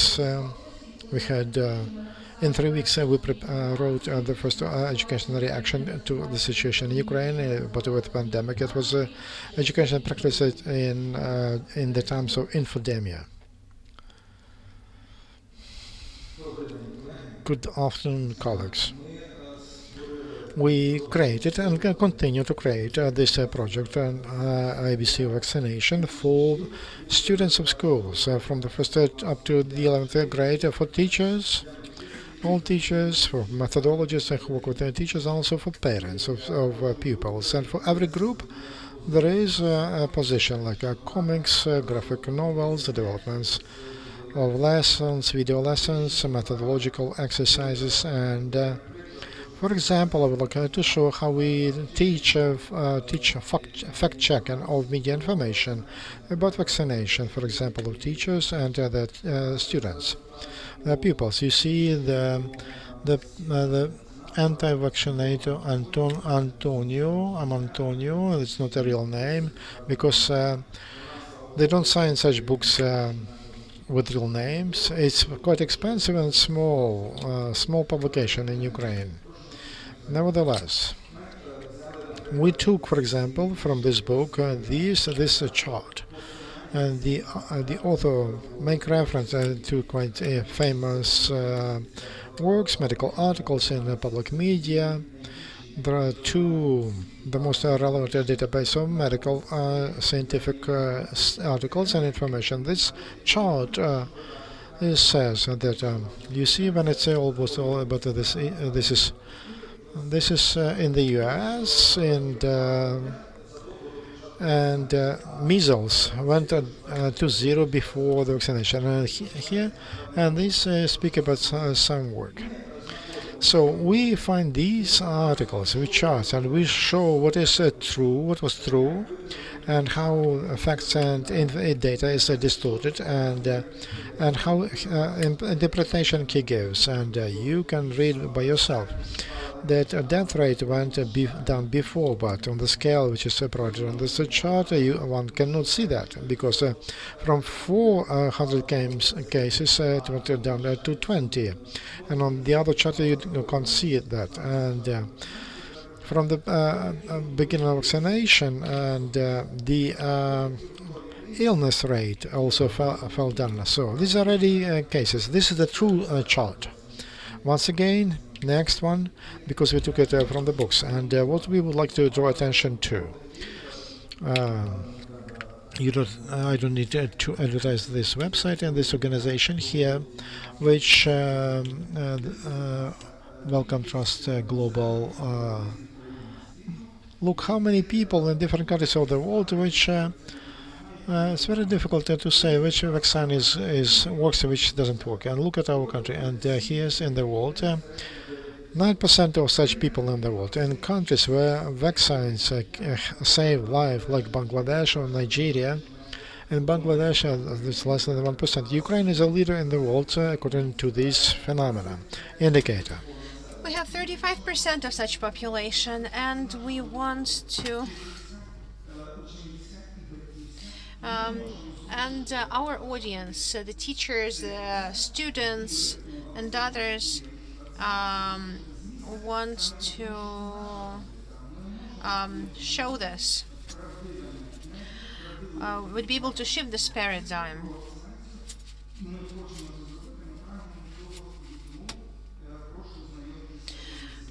So please note that.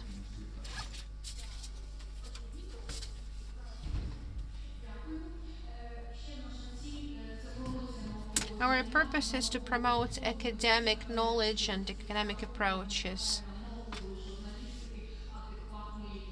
We are short of good journalism, accessible. For now, thank you for your attention. I hope we haven't taken too much of your time, but we wanted to take a few minutes to show our products because we were excited to see all the videos and cartoons on the path of the vaccine in the body.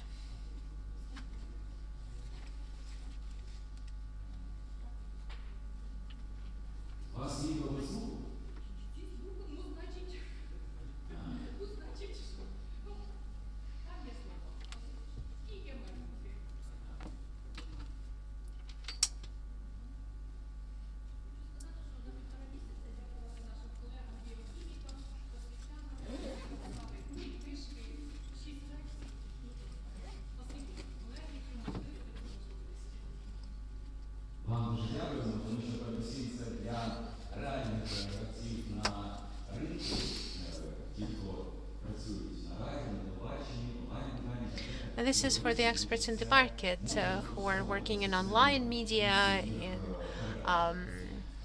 other sectors, and we have another important presentation, and it will be a last presentation on the status of the freedom of speech in Ukraine.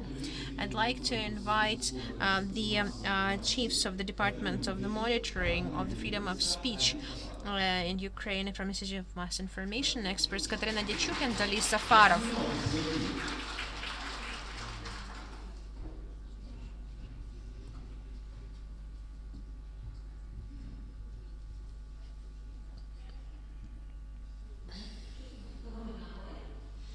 Hello, dear colleagues. I will say a few words about the status of the freedom of speech in Ukraine. This is what we're monitoring in our organization. Over 8 months of this year, we've already observed certain trends. Please turn on the presentation. Please launch the presentation. What are our trends? Journalists in Ukraine usually are prone to physical aggression. They are targets of physical aggression, and according to our monitoring, it is split into two parts. First, when there is an attempt to hinder the journalist activity, and where journalists get beaten up, and bodily harm is inflicted. These are our key challenges. So last year, we recorded 220 such violations, and 44% were aggression against journalists. This year, we have 126 attempts, but that's physical aggression again. You can see the picture. This is journalist of Radio Liberty, Serhiy Nezhdenko, where a law enforcement officer had hit him, and over 2 years the journalist cannot find the truth, cannot get the truth, because the police doesn't want to investigate.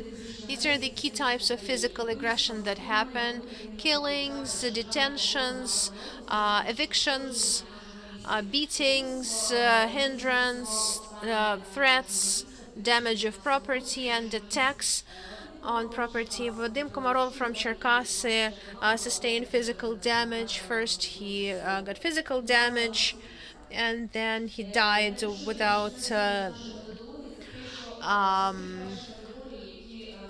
He died in coma.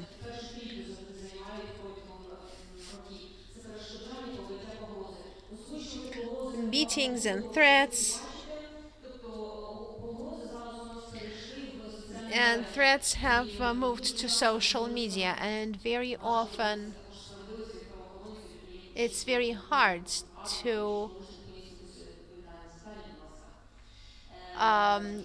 get the truth out of and to get the law enforcement to get to investigate journalists, get their equipment broken or pushed out of the premises, get threatened. This is year 2020 and 2021. These are the key regions that are leaders in terms of attacks against journalists. Kyiv, Odessa, Dnipropetrovsk, Zaporizhia, and Kherson regions. Kyiv is usually number one, because we all understand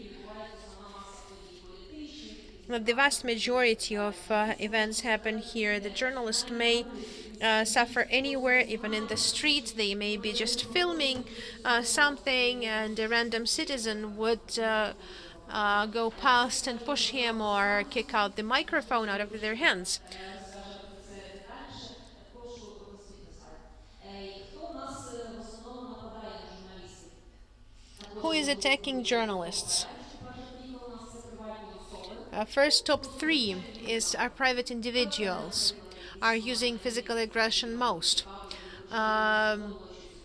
When people just don't like something and go and push journalists. Then local authorities, there's a trend for the second year on. They simply don't let journalists into their sessions or selectively allow them to come in.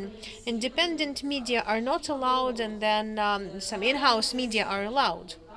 Let's remember last August, beatings of journalists. Roman Tushko, the journalist who suffered in August, he was beaten up, and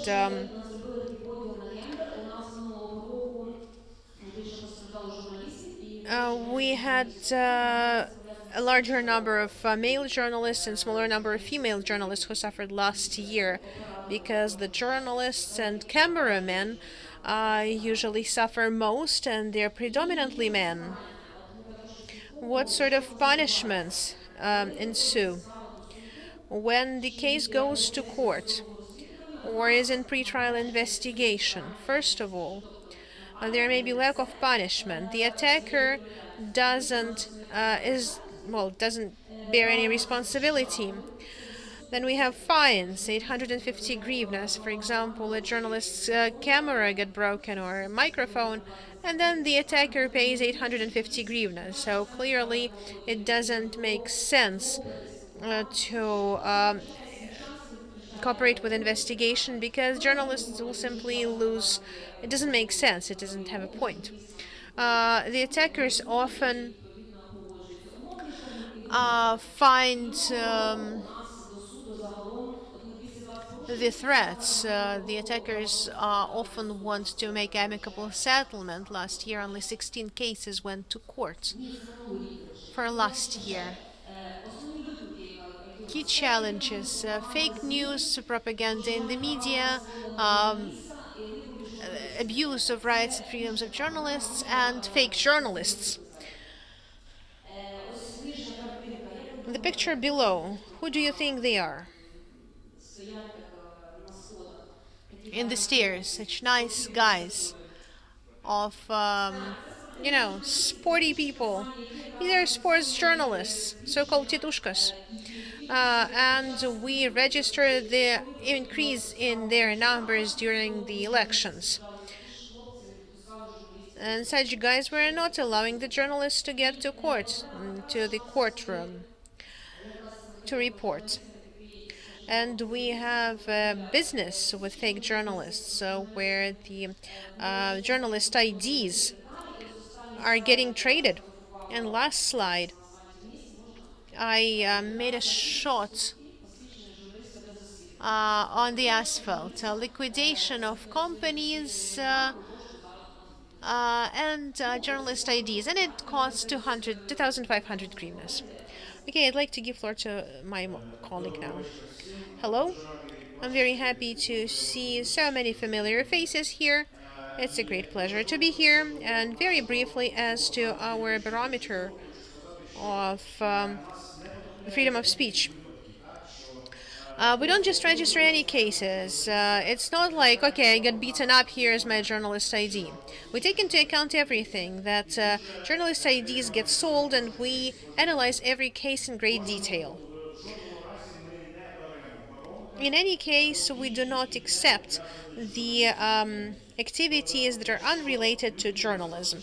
If a person with a journalist ID is doing something else and isn't doing collection of information, distribution of information in the media in order to deliver some important content to society, we do not take this into account in our barometer.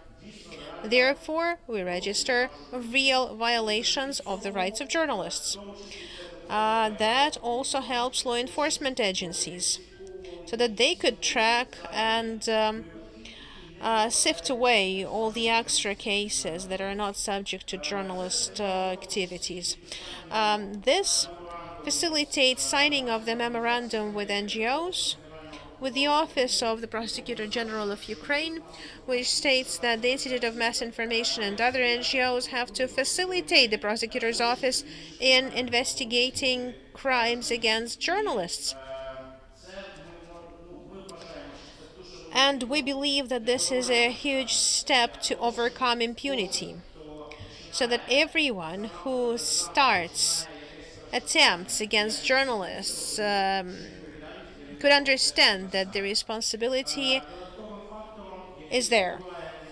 Another factor that affects responsibility is when we register information about violation of the rights of journalists and the barometer of the freedom of speech. When it reaches our website, law enforcement activities are noting that, and such cases are investigated with the understanding that public attention is given to such cases.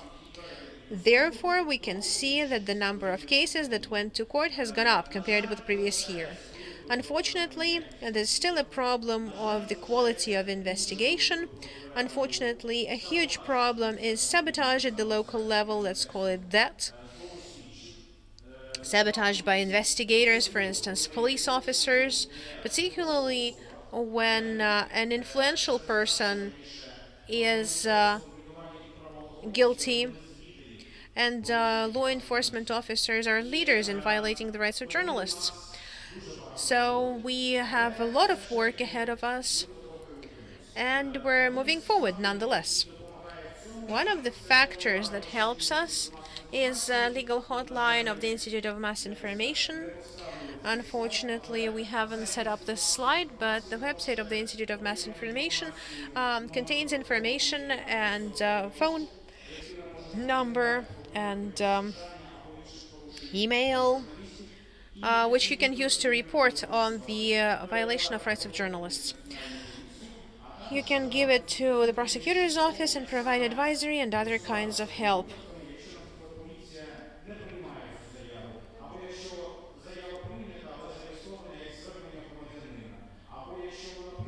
If the information has been accepted,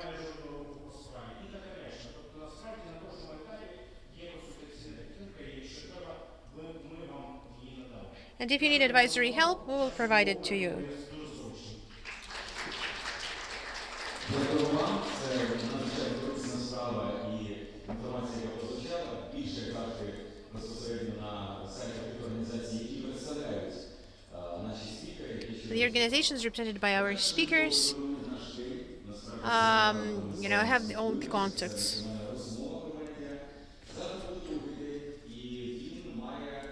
Tomorrow we will have a second day about the future and about changes, how we can influence all of these changes with our work in the media. I'm radio anchor Dmitro Horkin.